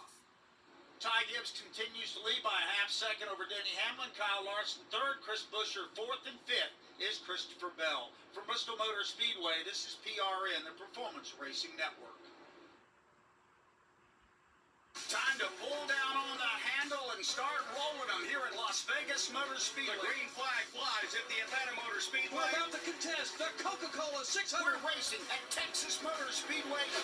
Now Keselowski goes way up the racetrack. Here comes Harrison Burton. He rockets to the lead. Trouble. Car goes around. It's Chris West Busher. Joey Logano battles to the outside. They come back to the start-finish line. Bubba Wallace looks inside, and now here's Byron. Takes a quick left to block him. They head back to one. Here goes Ross Chastain. He's going to the bottom of the racetrack. Bubba goes up. Delaney hits the outside wall. Up turn 2. Can Christopher Bell do anything with him? He gets down to the bottom of the racetrack. Briscoe dives to the bottom of the racetrack. Side by side. They get loose. They spin. Now Tyler Reddick does a 360. So does Briscoe. Heading into turn number 7 as he wraps it around. The crowd is cheering for Daniel Suarez here on this final lap. Allmendinger gets into Alex Bowman. Ross Chastain back out to the front for the final time. This is PRN.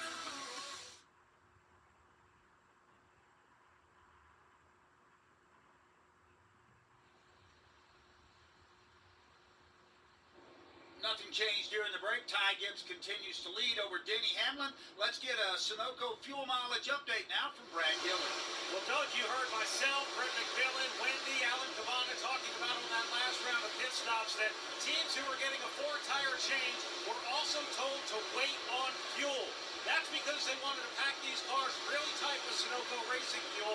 They can go more than a full stage. We saw some teams run the entirety of stage 1, 125 laps, stage 2, 125 laps. If they decide to split this final stage, expect pit stops to start somewhere around lap 380. They can actually push it about 10 laps further than that if they need to, especially for the teams that got all of the fuel in. And I would expect some of them to long pit, stay out as long as they can, just in case the caution comes out during the pit cycle. Thanks a lot, Brad. We're on lap 317, by the way, 183 to go. Sunoco puts the same focus and care that goes into the fuel at its stations that it does for the race fuel that powers the fastest stock cars in the country. Sunoco, fueling NASCAR for 20 years.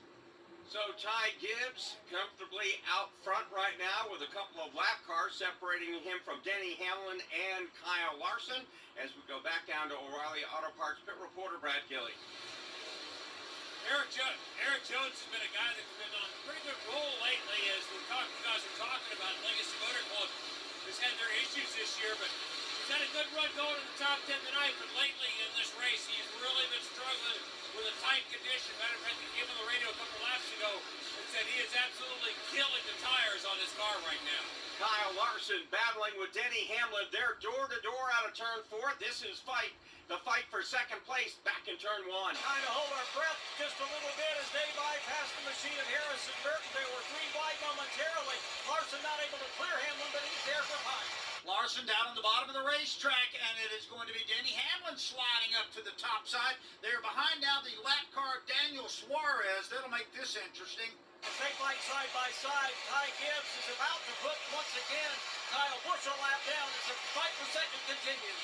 As they come out of turn number 4, 177 laps to go. Eric Jones has brought the Air Force Chevrolet onto the pit lane for Legacy Motor Club. Looks like this will be a standard pit stop right now for them as we have 176 laps left now with Ty Gibbs coming by the start-finish line. Again, watching that battle for second in turn 1. Hamlin continues to use that low line to maintain an advantage of about 2 car lengths over Kyle Larson. They sit right behind the machine of Daniel Suarez. Kyle Busch not in any danger now of being knocked out of the playoffs, but this is a track that Kyle Busch has owned in the past. 25% of the time Kyle Busch has raced here, he has driven away with a victory. He has 8 wins here. That's not going to happen tonight because right now Ty Gibbs is just about ready to put the 2-time champion a lap down, Rob. Not so long ago, Martin Truex Jr. was hanging on to the tail end of the lead lap, and if Ty Gibbs gets around Kyle Busch, Truex will be the next one to get lapped. Ty Gibbs is still running a top 5 speed, but trying to find a way by Kyle Busch is not very easy. And Rob, all night long it seems like we've been talking about Kyle Busch barely holding on to the lead lap. Yeah, he has not had a great night. Neither has Truex Jr. Both of them still trying to fight to stay in the playoffs. Ty Gibbs not in the playoffs. He just wants to win. And Ty Gibbs right now in a pretty good position to maybe get that win.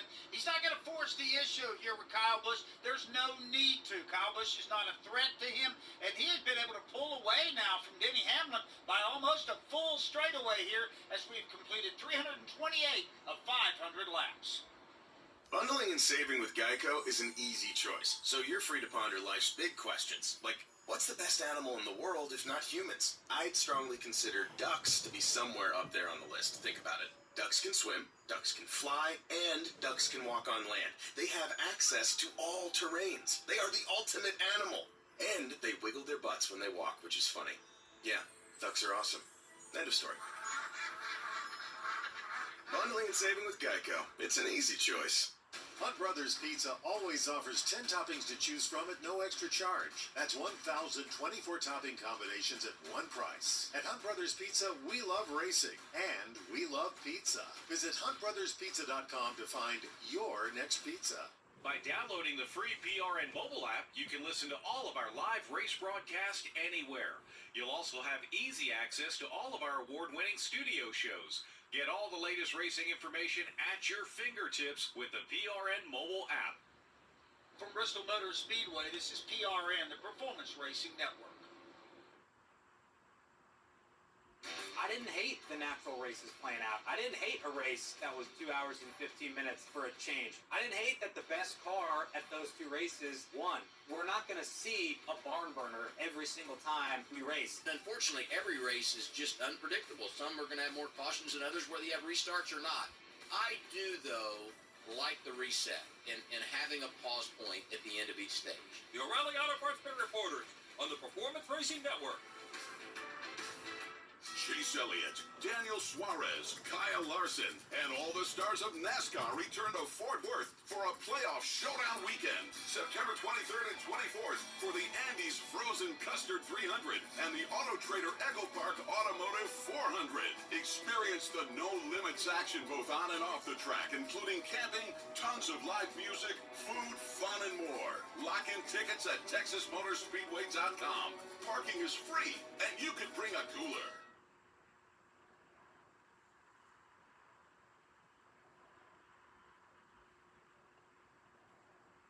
Hi, this is Denny Hamlin, and it's time for the Coca-Cola Racing Family Update. And it comes with 162 laps to go. And speaking of Mr. Hamlin, he is currently the highest running Coca-Cola Racing Family member in the second spot. Chase Elliott is 11th. Austin Dillon 16th, Daniel Suarez 21st, and unfortunately, Joey Logano is going to get 34th place tonight after getting caught up in a wreck. Coke Zero Sugar tastes so good, people will take a taste any way they can. So when you're enjoying a Coke Zero Sugar, be ready to protect it, because one sip begs the question, is this the best Coke ever? Take a taste and see. And watching the cut line closely here, for the moment, Martin Truex Jr. actually picked up another point. He is +4 to the line. Bubba Wallace is +3. Kevin Harvick -3. But Harvick is now 2 laps down. And Kyle Busch is no longer the last car on the lead lap. He is the first car 1 lap down as Ty Gibbs got around him. The last car on the lead lap now is Martin Truex Jr. Yeah, and Ty Gibbs is going to have to put him a lap down if he can as they cross the stripe. That means we have 158 to go. Now, Mark, you mentioned a moment ago 169 laps. They tick them off fast here. At around 16 seconds a lap, you're averaging pretty close to 4 laps a minute. So this race can get by in a hurry if it stays green. And Doug, you just get the feeling, again, the racetrack is widened out. So we basically have 3 grooves right now. And Rob, I'll bring you into this conversation. This gives the drivers plenty of room to make passes. It also gives them plenty of room to stay out of trouble. Well, it does. And we started this race pretty much single file on the bottom. The same thing happened last night. Last night they actually widened out to 2 grooves a lot earlier than they did this evening. But this is what Steve Swift had in mind when he put this traction compound on the bottom to make the race good in the final stage. Watching right now, the race leader, Ty Gibbs, has just about caught Martin Truex Jr. Truex is riding in the 19th spot. We'll pick up that battle in a moment. First down to Brett McMillan. So Christopher Bell, during the first 2 stages of this race, had no trouble moving back to the front after he got caught back in the pack. But since we started this final stage, he has not moved back to the front quite so easily. He's sitting in the 5th position right now and tells his crew that the car right now is just too tight. Also, we talked about Eric Jones, said that he was actually worn out the tires on his car. He did come in and pit, got new tires. They told him the right sides were absolutely worn out, and the right rear tire may in fact have been a little bit loose. The Let's go to the other end of the front stretch. Pits is Brad Gilly. It's bad news, better news, and bad news for Martin Truex Jr. The bad news is he is the last car on the lead lap. The better news, his teammate is the one who's leading. But the bad news again, his teammate is much faster.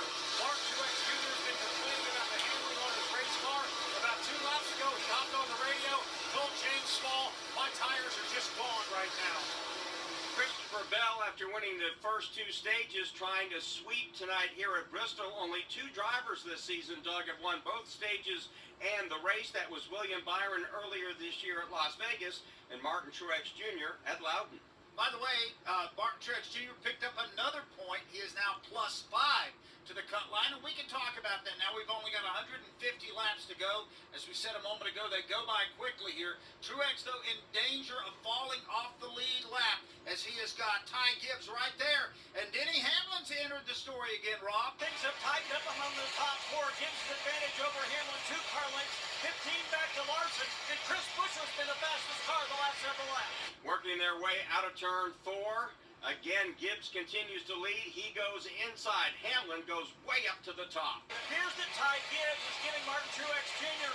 time to get away, but that opens the inside lane for Hamlin, who draws even. Denny Hamlin doesn't care about that. He dives down to the inside now, racing alongside his Joe Gibbs teammate. It looks like he's going to make the pass. The car working very well on the bottom for Hamlin. Here comes Ty Gibbs, however, back charging to the outside. Hamlin on the bottom as he comes off turn 4. Will he come up to the top of the racetrack and block Gibbs? No, they're door-to-door in 1. Kind of sad to see this night happening for Kevin Harvick, who has been so good here in the past.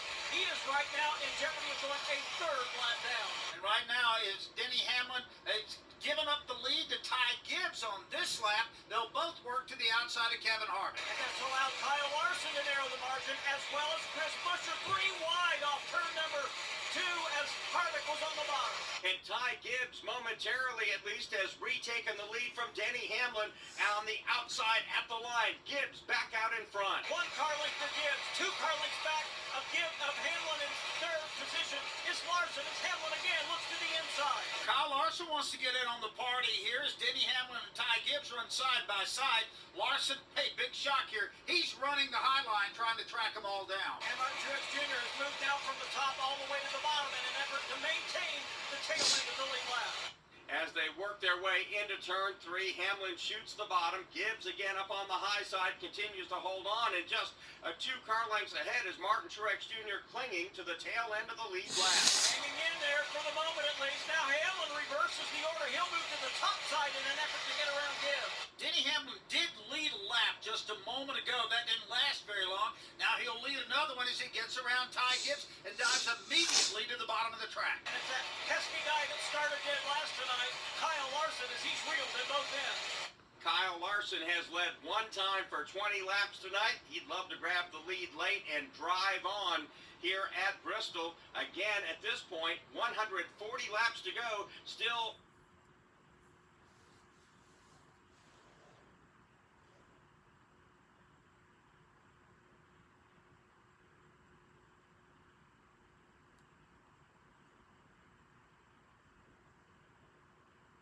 will bring out our 6th caution of the day. He got sideways coming off the exit of 4, got into the outside fence. Not a lot of damage, but he had been in danger of... Oh, shit, Truex. Just that.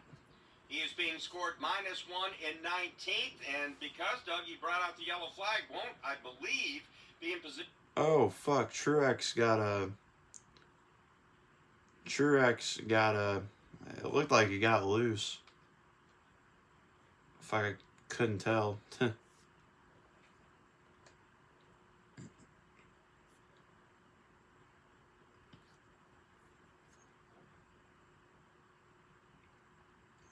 Hold on, let's see what happened here. Truex just got... What the hell happened? Why did he, like, swerve up all of a sudden? I guess he got loose. Fuck, something happened. I don't...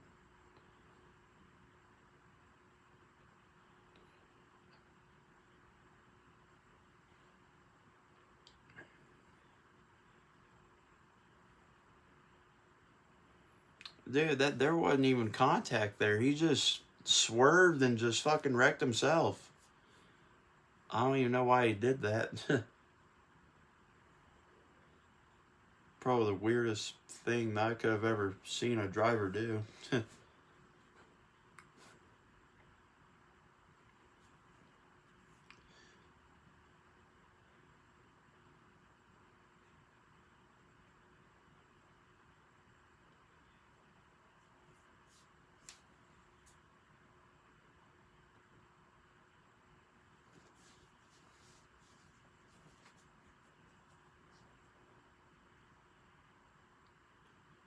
Alright, well now we're sitting here with our 6th caution of the night. Yeah.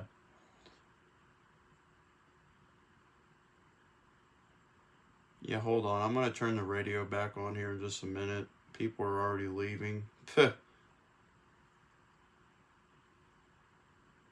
See, this is how stupid people are. They don't realize that they can still watch the race. Audio isn't everything. You guys got to realize that.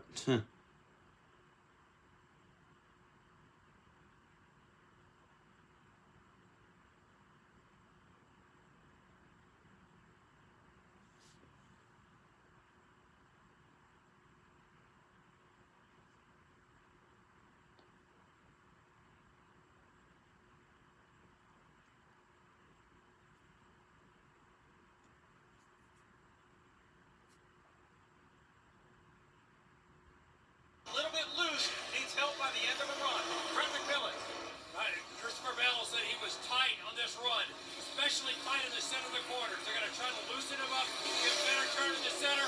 He got the 4-tire change. Great stop, 9.8 seconds. Denny Hamlin leads them off the pit lane, followed by Kyle Larson. Chris Buescher up 1. Christopher Bell up 1.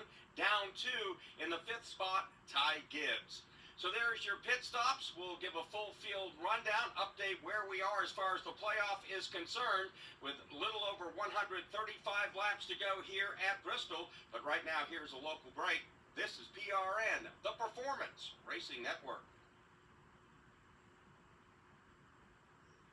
Hi, it's PRN's Brad Gilley. Did you know you can take PRN with you anywhere? That's right. By downloading the PRN mobile app, you can listen to our live race broadcast from anywhere.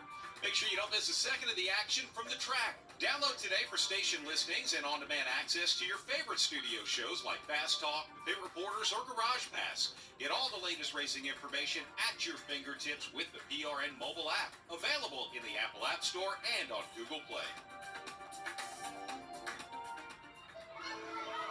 Hey, I'm Corey LaJoy for Speedway Children's Charities. The mission for Speedway Children's Charities has remained true since its founding almost 40 years ago.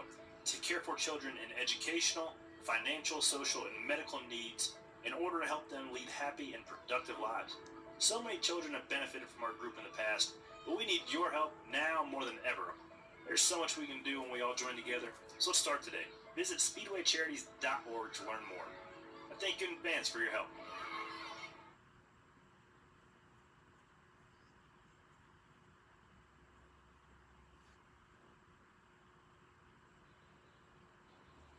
Back here at Bristol Motor Speedway, a result of Martin Truex Jr. getting squirrely off of turn 4, brushed the wall along the front stretch.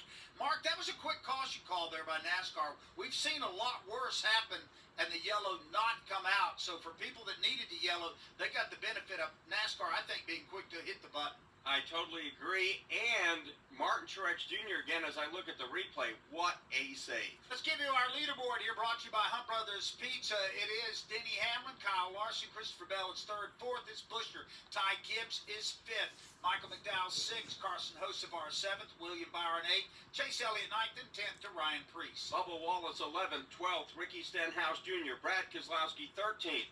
Alex Bowman 14th. 15th, Eric Almirola. Tyler Reddick 16th. Todd Gilliland 17th. 18th, Austin Dillon. -1 in 19th. It is Kyle Busch. -1 in 20th. Martin Truex Jr. 21st is Ryan Blaney. 22nd, Daniel Suarez. Corey LaJoy is 23rd. 24th is going to be Harrison Burton. Ross Chastain is 25th. 26th is Eric Jones. Chase Briscoe is 27th. 28th. J.J. Yaley. Kevin Harvick is -3 in 29th. And rounding out the top 30 will be A.J. Allmendinger. Then in 31st, B.J. McLeod, Austin Cindric 32nd. Ty Dillon is out. These other drivers are going to score where they are right now. Ty Dillon 33rd, Joey Logano 34th, 35th is Justin Haley, 36th, Ryan Newman. Leaderboard brought to you by Hunt Brothers Pizza, where we love racing and we love pizza. Visit huntbrotherspizza.com or download the new Hunt Brothers Pizza app. Pace car is on the pit lane. Hamlin now in the Geico restart zone. Green flag is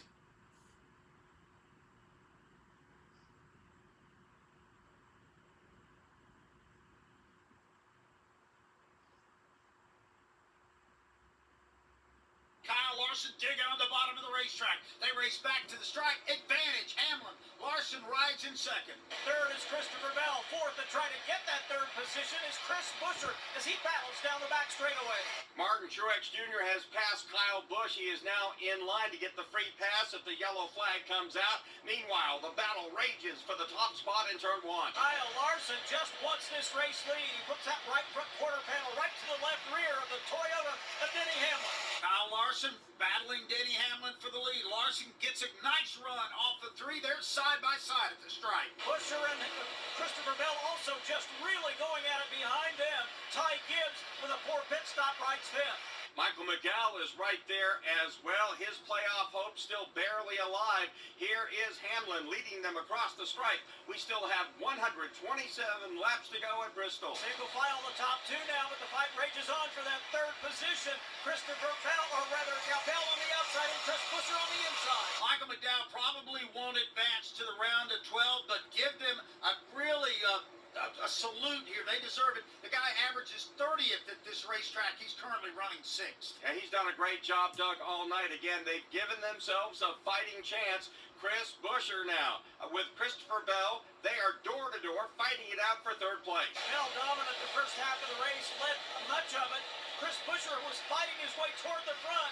They're losing ground to the two out front of them. Down on the bottom of the racetrack is Chris Buescher in a fierce battle here for the third spot with Christopher Bell riding in fifth. Right in their tire tracks is going to be Ty Gibbs. Hamlin has stretched his race lead down to about 4 car lengths, and it's 10 back to the third place car of Bell. 4 more back to Chris Buescher.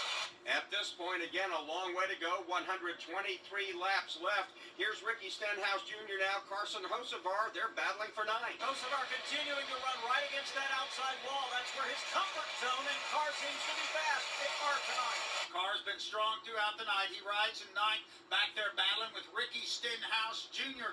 Stenhouse came in as one of the championship hopefuls. He's -7 below the cut line. And at them, it's Chase Elliott who moves to the inside of Michael McDowell. He'll try to wrestle away that 6th position. Chase Elliott digging hard on the bottom as they exit the corner. McDowell still holding on. And behind them, Hocevar has for the moment maintained that position over Stenhouse Jr. Denny Hamlin comfortably up front right now by about 10 car lengths over Kyle Larson. It's an equal distance back to the third place running Christopher Bell. Then Buescher and Ty Gibbs have been able to scoot away in the top 5. Most of the top 10 automobiles now in the bottom groove, but Michael McDowell trying to find some place that he can get some grip as moves to the top in 1 and 2 and now 3 and 4. Again, here's Ricky Stenhouse Jr. diving to the inside of Hocevar. This is a battle for 9th. Brad Keselowski closing in there, as is Ryan Preece. Keselowski has to be disappointed with the night that he's had so far, sitting just outside the top 10, but he'll have a solid night this evening.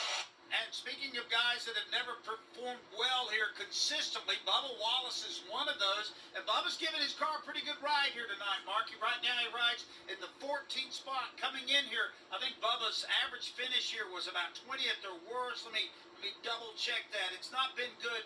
20th place has been his average finish. So he's about 6 spots above what he normally runs here. Yeah, just one top 10 and 8 starts for Bubba at this racetrack, Doug. But he's doing exactly what he needs to do in that 14th spot right now. He is being scored in the 12th and final position to move on into round 2 with a 4-point advantage over Joey Logano. Logano, again, if you just joined us, he got caught up in a wreck that was not anything that he had anything to do with. Corey LaJoie got into Eric Jones, lost control, bounced off the inside wall, then ran right into the left rear tire of Logano, pinned him against the fence, knocked Logano out of the race.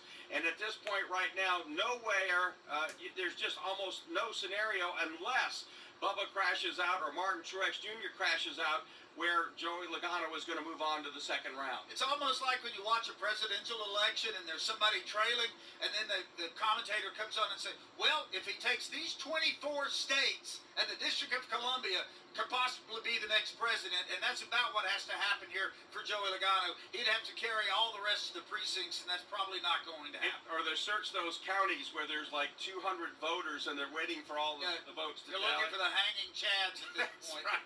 So right now, Denny Hamlin, though, he's not searching for anything except the bottom of the racetrack.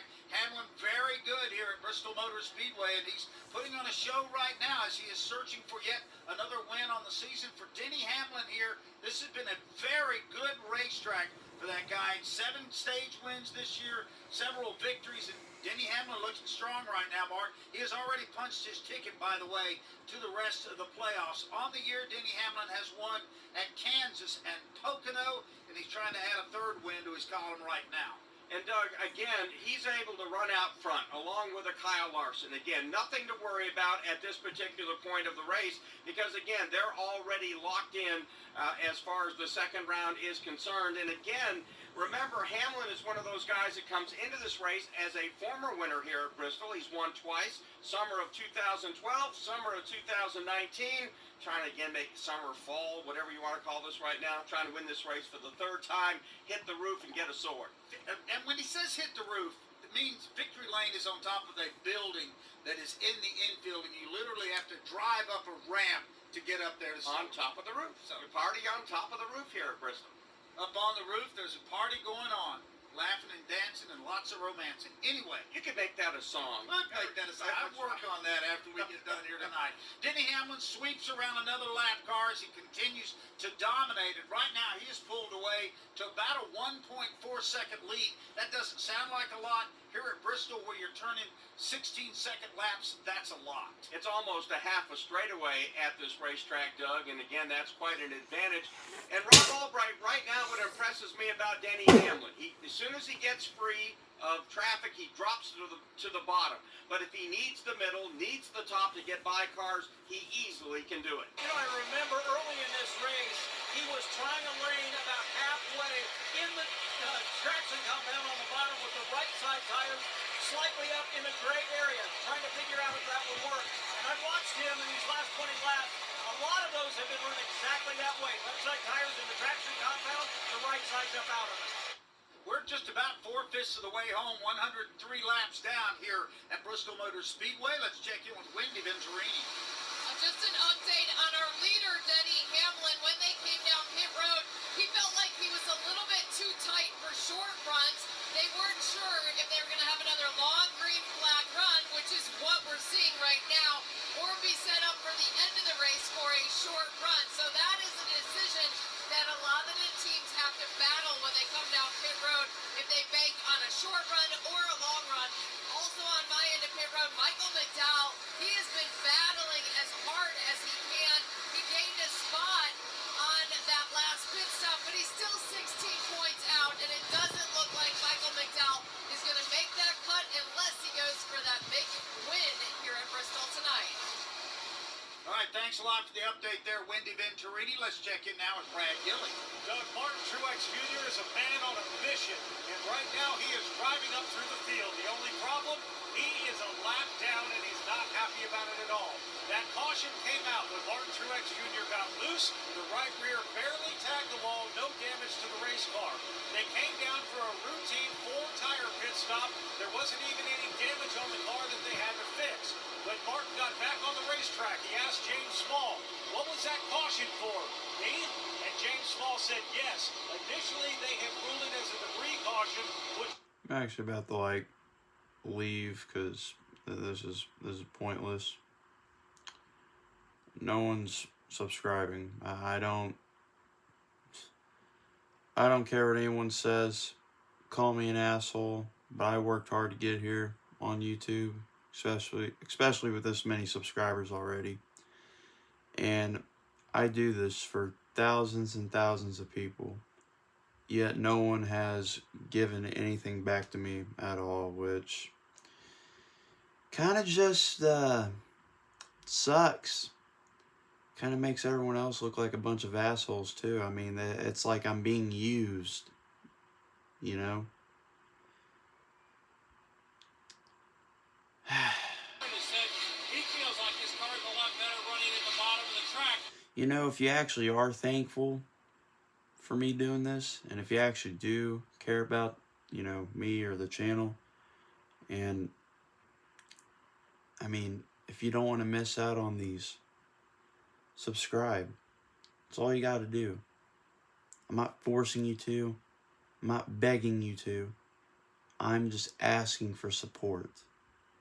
Because I want to reach 6,000. We've reached 3K this year. We reached 4K. We got 5K. There's no reason that we shouldn't be able to reach 6K. Guys, if you're already subscribed, I know some of y'all fuckers out there got more than one account. You, like, literally, like, all complaining about subscribers. Yeah, you won't be laughing now. Because, yeah, you're done. You're done, Patrick. You're done. You're done. So, choke on my dick. But anyway. Yeah. Anyways, yeah, keep up the support, guys. But we have not moved at all on sub counts in like 2-3 weeks. We've stayed from 5.59K to fucking 5.6 for about 2 or 3 weeks now, and I'm starting to see some lack of subscriptions, and it's getting really fucking annoying. So, yeah. By the way, no, do not super chat. Super chats don't work. The only thing I have is Cash App, and that is on my About page of my channel. So, yeah.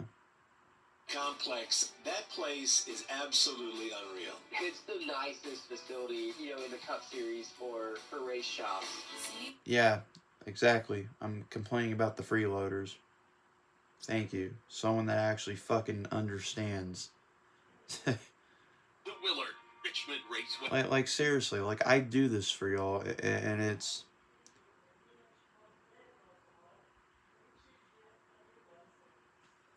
Oh, okay, Brian Chastain, I see. You know what? How about you fuck off?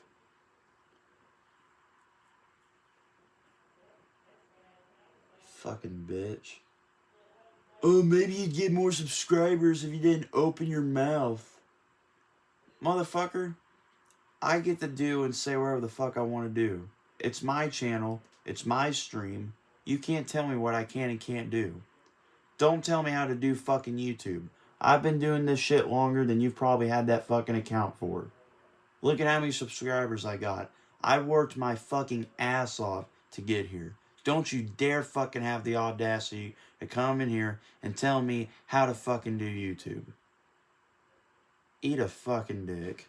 On the sidelines after getting wrecked out and prayed for a miracle. He's 13th, 5 points below the cutoff line, 5 points behind Martin Truex Jr. and Bubba Wallace. He would need something really bad to happen to Truex and Bubba to have any kind of shot at advancing in the playoffs right now. He being Joey Logano, and the laps are starting to wind down. 82 circuits here left at Bristol Motor Speedway, and Denny Hamlin trying to cruise to his third win of the year. Looks pretty good. Literally irrelevant to me. Irrelevant to anyone. He's flashing a lot of strength. And right now, Doug, 350 of the 419 laps have been led tonight by Nah, but here's the thing, guys. If you're not fake, if you're a real human being, if you're not a bitch, if you actually have a heart, and if you actually care about, you know, this channel, and again, if you don't want to miss out on these streams, because I do these every single weekend. I'm not joking. There are people in here that can tell you. Tons of people have witnessed a lot of shit with me over the past few years. Especially in these streams. Guys, I do this shit every weekend. I'm not fucking kidding. full of swords. No. In just in case, there's an You need one of apocalypse. those for the zombie apocalypse. That's right. You got to have a couple of those laying around. You got to have some swords. We'll see if Hamlin gets a hold of his tonight. Right now, he is looking very good. He has put the field to sleep now as he has a 2-second lead. And we said a moment ago, at a lot of tracks, that doesn't sound like a lot. Here at Bristol Motor Speedway, it's a lot. Here goes Hamlin across the start-finish line, and there comes the second-place car of Kyle Larson. 2 seconds back right now as the laps are starting to wind down with just 76 to go. Nobody needs to come in for fuel. If we don't have a caution mark, this is going to go by in a flash. Yeah, they can make it. Oh, there is Denny Hamlin. Got into Austin Dillon right here at the start-finish line. Got crossed up and was able to gather it back up. He chases Dillon now back to 3. Near disaster that time for Denny Hamlin. He's got Austin Dillon in his gun sights. Austin did nothing wrong. It was Hamlin that got out of shape. Denny Hamlin now riding to the high side of the racetrack as he goes up the line a little bit and sizes up Austin Dillon again. Right in front of Austin Dillon is Kyle Busch. Kyle Busch has not been a factor throughout the day here right now. Busch. Yeah, because I'm not fucking fake. I don't just fucking sit there and be like, all right, here, I'm just going to show the grid and play the audio. I'm actually going to show the race, and I'm actually going to play some sort of audio. And if it's no audio, then it's me speaking. I'm not a fucking bot. I'm not a fake account. I'm not using y'all for fucking views. I actually have been doing this shit forever. I actually care about YouTube. I want to fucking get good at this. I want to succeed in this. Like, some of y'all got to understand that. Advantage for Denny Hamlin. Everything is an advantage. You're running out front. You're a clean. And by the way, again, the only way I'm going to be able to, get suggested to more people and to have more people support me, y'all got to subscribe. That's all I'm asking. I'm not begging. I'm not fucking forcing y'all to be like, oh yeah, hit the button, do it. Like, no. That ain't me. And as he comes across the start-finish line with 69 laps to go, his lead. All I'm asking is for support. That's literally it. Gun to shrink, and the car's now right in front of the race leader. Our cars that are on the tail end of the lead lap. Todd Gilliland, after qualifying poorly, has run very well tonight. In front of him, we've got Tyler Reddick. It just pisses me off that I've been having to be stuck at the same sub count for like 2-3 weeks straight. It gets annoying. Kyle Busch. Kyle Busch is already -2 laps. I mean, guys, if y'all are in my position, y'all could fucking relate. Trust me, y'all could. Last car on the lead lap, he rides in the 16th spot. Todd Gilliland comes off turn number 2, 2 car lengths ahead of Denny Hamlin as he's bypassing Kyle Busch, who rides on the bottom. It's kind of a jam car out there at the moment. Hamlin thought for a second about going down the middle of Kyle Busch, and Todd Gilliland decides against it, follows them in turn 2. Well, he's probably being told that in this process, Kyle Larson is actually making up a significant amount of pavement. Now 3 wide, coming off of turn 4. Gilliland to the outside. Hamlin had to back out of that a little bit, or else that could have gotten really tragic in a hurry. And of course, as we documented many times, if you're on the tail end of the lead lap, you have no obligation to get out of the leader's way. Kyle Busch is just trying not to go another lap down. Todd Gilliland having a good night. He's 16th, still on the lead lap with McDowell in 6th. It's been a pretty good night for Front Row Motorsports. I would imagine Denny Hamlin not real thrilled with a guy 2 laps down fighting so hard not to lose another one as he still hasn't gotten around Kyle Busch. 64 laps to go. The top 5 are Denny Hamlin, Kyle Larson, Christopher Bell, Chris Buescher, and Ty Gibbs. The NASCAR playoffs are here, and everyone on the Toyota racing team is gearing up to bring the championship home. Like Andre and Steve, who've been growing out their playoff beards. I've been growing mine for 20 years. Doesn't that just make it a beard? That's called dedication, Steve. To accomplish greater things this year, everyone plays a part. Be part of the action at toyota.com/racing. Toyota, let's go places. NASCAR is a registered trademark of National Association for Stock Car Auto Racing, Inc. When it comes to maintaining your engine to run at peak performance, trust Z-Max Micro Lubricant. Z-Max soaks into metal, and it's so easy to add to your oil or gas to disperse carbon buildup in your engine, fuel system, and transmission. Protect your vehicle's engine to the max with Z-Max. Check us out at zmax.com or visit us on Facebook and Twitter to find out more about our full line of products. Z-Max for your car, big rigs, small engines, firearms, and more. That's Z-Max Micro Lubricant, available at your favorite auto parts store. here at Bristol Motor Speedway. Kyle Larson has caught Denny Hamlin. Hamlin trying to lap Todd Gilliland and hold off Kyle Larson. Gilliland just running his line on the top of the racetrack. It's making it impossible for Denny Hamlin to pass. They're side by side in front of the race leader. Larson is right behind. Denny Hamlin down underneath Todd Gilliland. Now that lets Larson rather size him up. He's only a single car length back. 3 wide now, off turn number 2. Kyle Larson on the bottom, Gilliland in the middle, up top Yaley. As they work their way out of turn 4, Hamlin now has been able to stave off the challenge of Kyle Larson momentarily. We owe our stations a break, so here it is. This is PRN, the Performance Racing Network. Hi, I'm Ryan Blaney, a third-generation race car driver. And we dedicate a lot of our time to going as fast as possible. But when my grandpa was diagnosed with Alzheimer's, it was a very unexpected bump in the road for us. It's important to notice if older family members are acting differently, experiencing problems with their memory, or having trouble with routine tasks.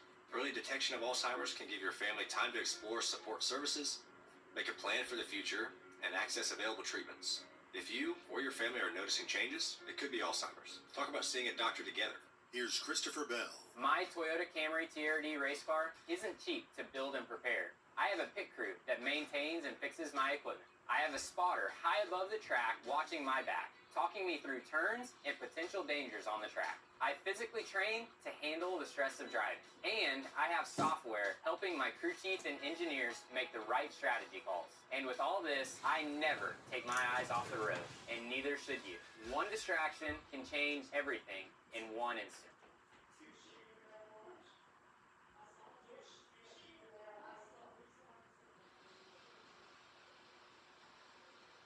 52 laps to go here at Bristol. Denny Hamlin has pulled out to a 1.2-second lead here at Bristol Motor Speedway in the closing laps of the Bass Pro Shops night race. Let's now pause 10 seconds for station identification. This is PRN, the Performance Racing Network.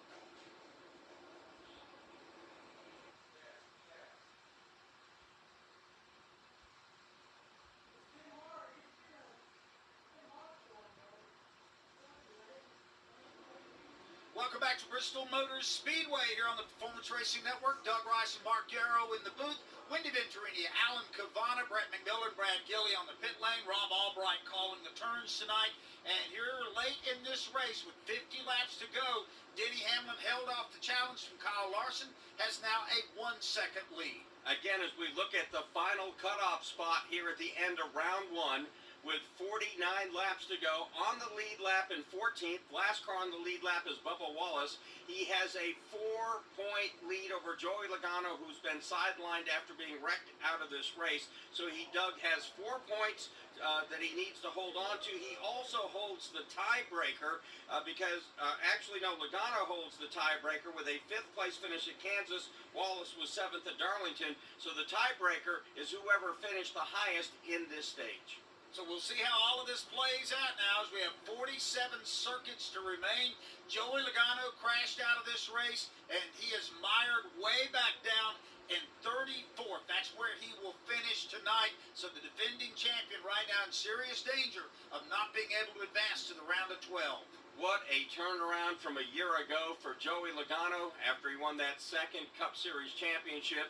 You surely thought he was going to move out of round 1, but at this juncture, it looks like there is faint hope, if that, for Logano at this point as the laps begin to dwindle here at Bristol Motor Speedway with 44 to go. Watching Denny Hamlin right now as he comes back to the line across the start-finish line. He's in a little bit of traffic, and he is positioning himself, Rob, to put Kevin Harvick another lap down. And I think that's 5, I'm not sure, but it's kind of sad. And for Hamlin, the last few laps, he's passed the 2 cars that he owns. First Tyler Reddick, and then Bubba Wallace. And next he's going to go after Alex Bowman. Wallace again scored -1, still in the 14th position, so he's not lost any points now to Logano, as again Wallace is on the cut line with a 4-point advantage, 1 point ahead of Martin Truex Jr., who is still in the danger zone as well. And again, a lot of heavy traffic behind Hamlin. Larson trying to negotiate it in turn 2. Well, for a moment it was nearly 4 wide. Larson having to navigate through the same traffic that Hamlin got through. Hamlin all by himself himself on the racetrack. Larson's still got 2 cars to get around. Boy, all of this is paid right into Denny Hamlin's plans here, and we have said that we've been told we might have a little bit of a rain element here at the racetrack. Just a slight drizzle. It's not been enough for NASCAR to throw the yellow flag yet. And Denny Hamlin said, don't need a yellow, don't need a restart. 40 laps to go, and I pulled out to almost a 2-second lead. It is still Larson running in that second position. He finally now has gotten to the car of Bubba Wallace. Bubba's not going to make it easy for him to get by because his car owner is trying to drive away. The gap now 2 seconds from Denny Hamlin to Kyle Larson. That is almost a full straightaway here at Bristol Motor Speedway. And so at this point, again, Hamlin in cruise control with 39 laps now, make it 38 to go. Christopher Bell, who dominated early, still running in that 3rd position, but he has all of those cars to get around, and both the front 2 in front of him have already bypassed, but he's also got a good margin over the 4th place car, Butcher, and right behind him now is Michael McDowell. He's not going to make the next round, and he's had a great night, guys. Earlier tonight, Denny Hamlin and William Byron both clinched their way to the round of 12, so they will definitely advance. Doesn't matter what happens to them for the rest of the night. So we know who 4 of the playoff drivers are definitively. Kyle Larson, Tyler Reddick, Denny Hamlin, and William Byron will all be going to the round of 12. Make your plans now to stay at the South Point Hotel Casino and Spa next March when NASCAR returns to Las Vegas. They have great race ticket and room packages for you to choose from. The South Point also features a wide variety of excellent dining options at 11 different restaurants. Or you can enjoy the 16-screen movie complex and visit the 64-lane bowling center. Visit SouthPointCasino.com and make your reservations today. Stay where the racers stay at the South Point Hotel Casino and Spa. Watch parties aren't what they used to be. Welcome to today's matinee. Ever since we got Xfinity, my little sister and her friends can easily stream all their favorite stuff. We'll start with 2 episodes of Top Chef, then Chopped. When I was a kid, we'd worry about buffering. Now they just worry about what's on the charcuterie board. Enjoy these fine meats and cheeses. These are just cut up hot dogs and spray cheese. Indeed. The best way to stream your favorites is on the Xfinity 10G network. Restrictions apply. Stream Top Chef on Peacock. Back here at Bristol Motor Speedway, we're counting down the laps, 32 to go. This is PRN, the Performance Racing Network. When you take a swipe at your teammate leaving pit road and then act like nothing happened, I just don't know where his head's at. That's the conversation in the garage area. How focused is he? Where's he at? What's he thinking about? Personally, I think the not making the playoffs and not coming back and running as well as he did has really set him back on his heels. He's just not come back yet. Hi, this is Doug Rice at PRN. Join me every Monday night for another great episode. Oh, for fuck's sake, come on. Right here on the... No, come on. You're gonna cut out now with 30 laps to go? What the fuck? This is some fucking horseshit, I swear. Okay. Time to go back to this.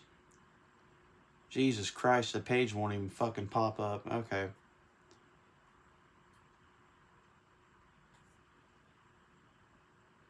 Just reload the fucking page like I told you to. Goddamn, I clicked the fucking button, didn't I?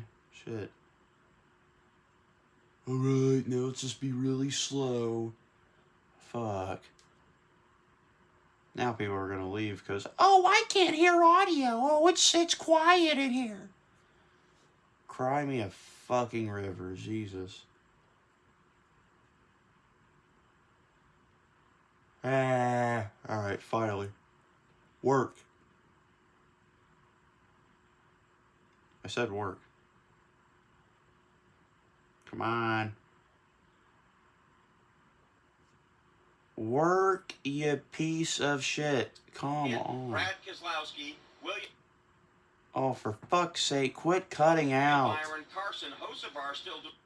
Oh my fucking God, bro. Come on. Doing a great job. In 11th... Dude, this is actually pissing me off. This is actually pissing me. I'm actually gonna break something.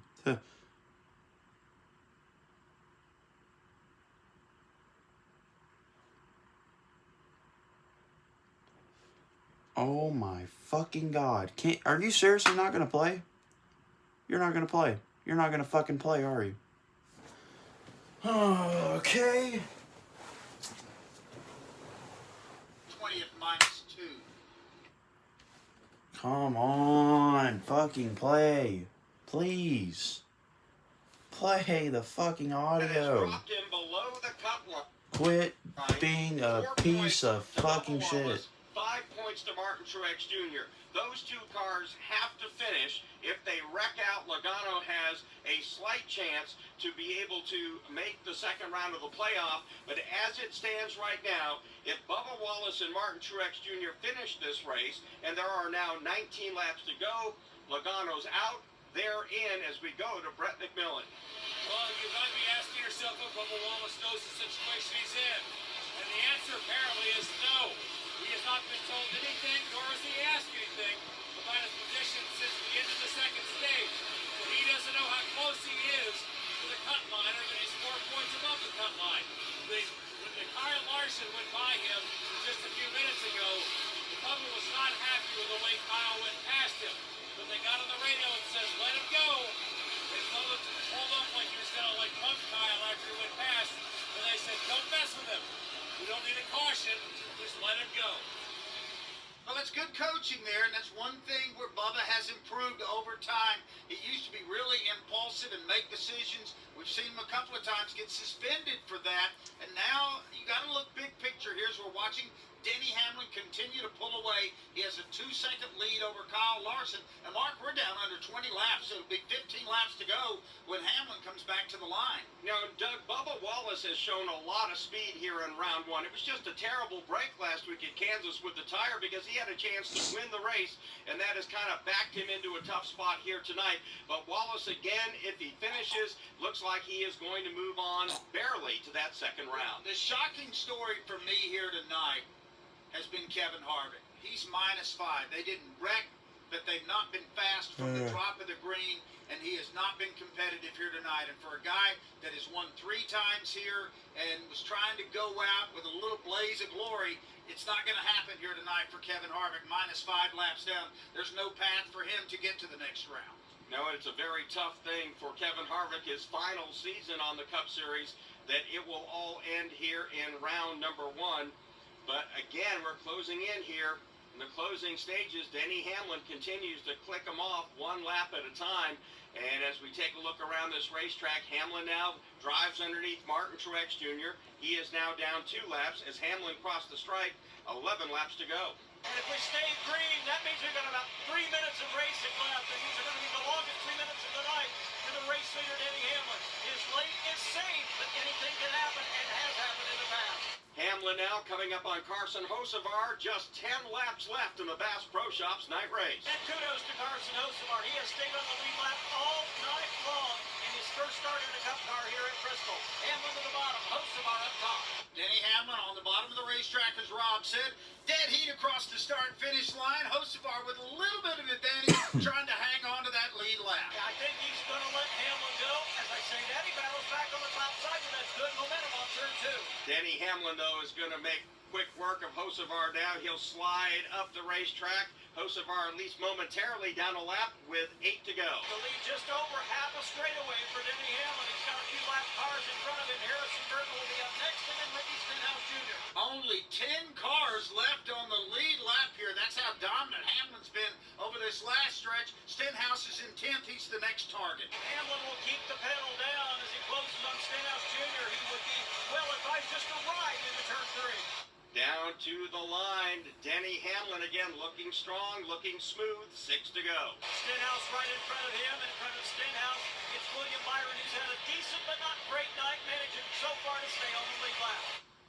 Just 5 laps to go when they get back to the line here for Denny Hamlin. He's not pressing the issue with Ricky Stenhouse Jr., who rides in the 10th spot. Still a few laps to go. Still an opportunity for anything to happen here at Bristol. A bunch sponsor cars right in front of the race leader.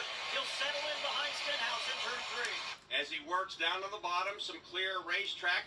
A lot, though, of heavy traffic up ahead with 4 to go. And again, he does not need to press the issue at this juncture. Stenhouse goes on. Alright, well, that was where I called the end of the race, I guess. Not much really happened besides like 6 or 7 cautions and stupid ass rain delays. Alright, here we go. Coming out of 4. Coming to the line. 3 laps to go here at Bristol. Hamlin currently in first. Larson second. Bell in third. Truex and Bubba Wallace. They both look like they're going to be safe. And they will probably move on to the next round of the playoffs. Coming to the line. 2 laps to go here at Bristol. Hamlin still going through lap traffic. Going in turns 3 and 4. Truex in 19th. Wallace in 14th. Coming out of 4. 1 lap to go here at Bristol. Hamlin still your leader. Coming out of 2. Coming down the backstretch. 1 final time. Hamlin going in turns 3 and 4 for the final time. Coming out of turn number 4. Hamlin's going to win at Bristol. Larson second. Christopher Bell third. Chris Buescher fourth. Ty Gibson fifth. To choose from at no extra charge. That's 1,024 topping combinations at one price. At Hunt Brothers Pizza, we love racing and we love pizza. Visit huntbrotherspizza.com to find your next pizza. Unit 20, what's your location? Yeah, we're 1 pump over from the suspect. He's fueling up at Sunoco. Are you going to apprehend the suspect? Negative. We're fueling up too. With new Sunoco Go rewards, when you fuel, you save. So drop what you're doing, because rewards come first. 10-4, Unit 20. I'm heading over for rewards too. Download the Sunoco app. Sunoco, fuel your best. Terms and conditions apply. By downloading the free PRN mobile app, you can listen to all of our live race broadcast anywhere. You'll also have easy access to all of our award-winning studio shows. Get all the latest racing information at your fingertips with the PRN mobile app. All right, Bristol Motor Speedway, it's all over here. Denny Hamlin wins the event, and right now it looks like advancing into the playoffs will be Bubba Wallace, as he is 4 points to the good, along with Martin Truex Jr. Ross Chastain will be the 10th one getting in, and the first driver to miss the cut tonight and not advance will be Joey Logano, along with Kevin Harvick, who will finish 14th. This is PRN, the Performance Racing Network. Hello, I'm Marcus Smith. As NASCAR celebrates its 75th year, Speedway Motorsports recognizes some of the sport's greatest moments. I mentioned the name Bobby Allison. What comes to mind? I was always a big Bobby fan, even when I was a kid. Even though my dad and him went at it on the racetrack, tooth and nail, I was always, because Bobby was always so kind to me. And Bobby slid me a Coca-Cola t-shirt and a hat and a Frisbee. Still have the Frisbee. No joke. Still have the Frisbee to this day. So for me, growing up with those guys and being at the racetracks with them, and then eventually getting to race against my very first Cup race, I out-qualified Bobby Allison. And I thought that was the coolest thing in the world. Now that's the last time I saw him when they dropped the green flag, but my memories of Bobby are more being at the pool, hanging out with him away from the racetrack, and then him just being a friend and a hero. 75 years of NASCAR, presented by PRN.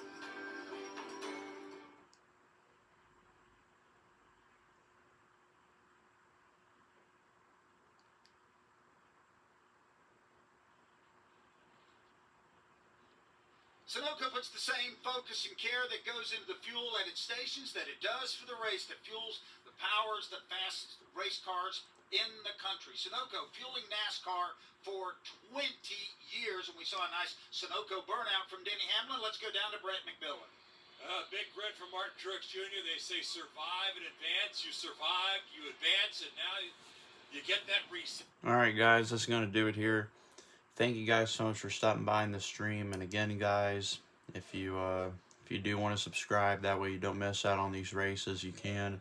But anyways, I'm going to get off here, guys, because, yeah. Anyways, Love you guys. Stay safe. Have a good night. And stay safe. Bye.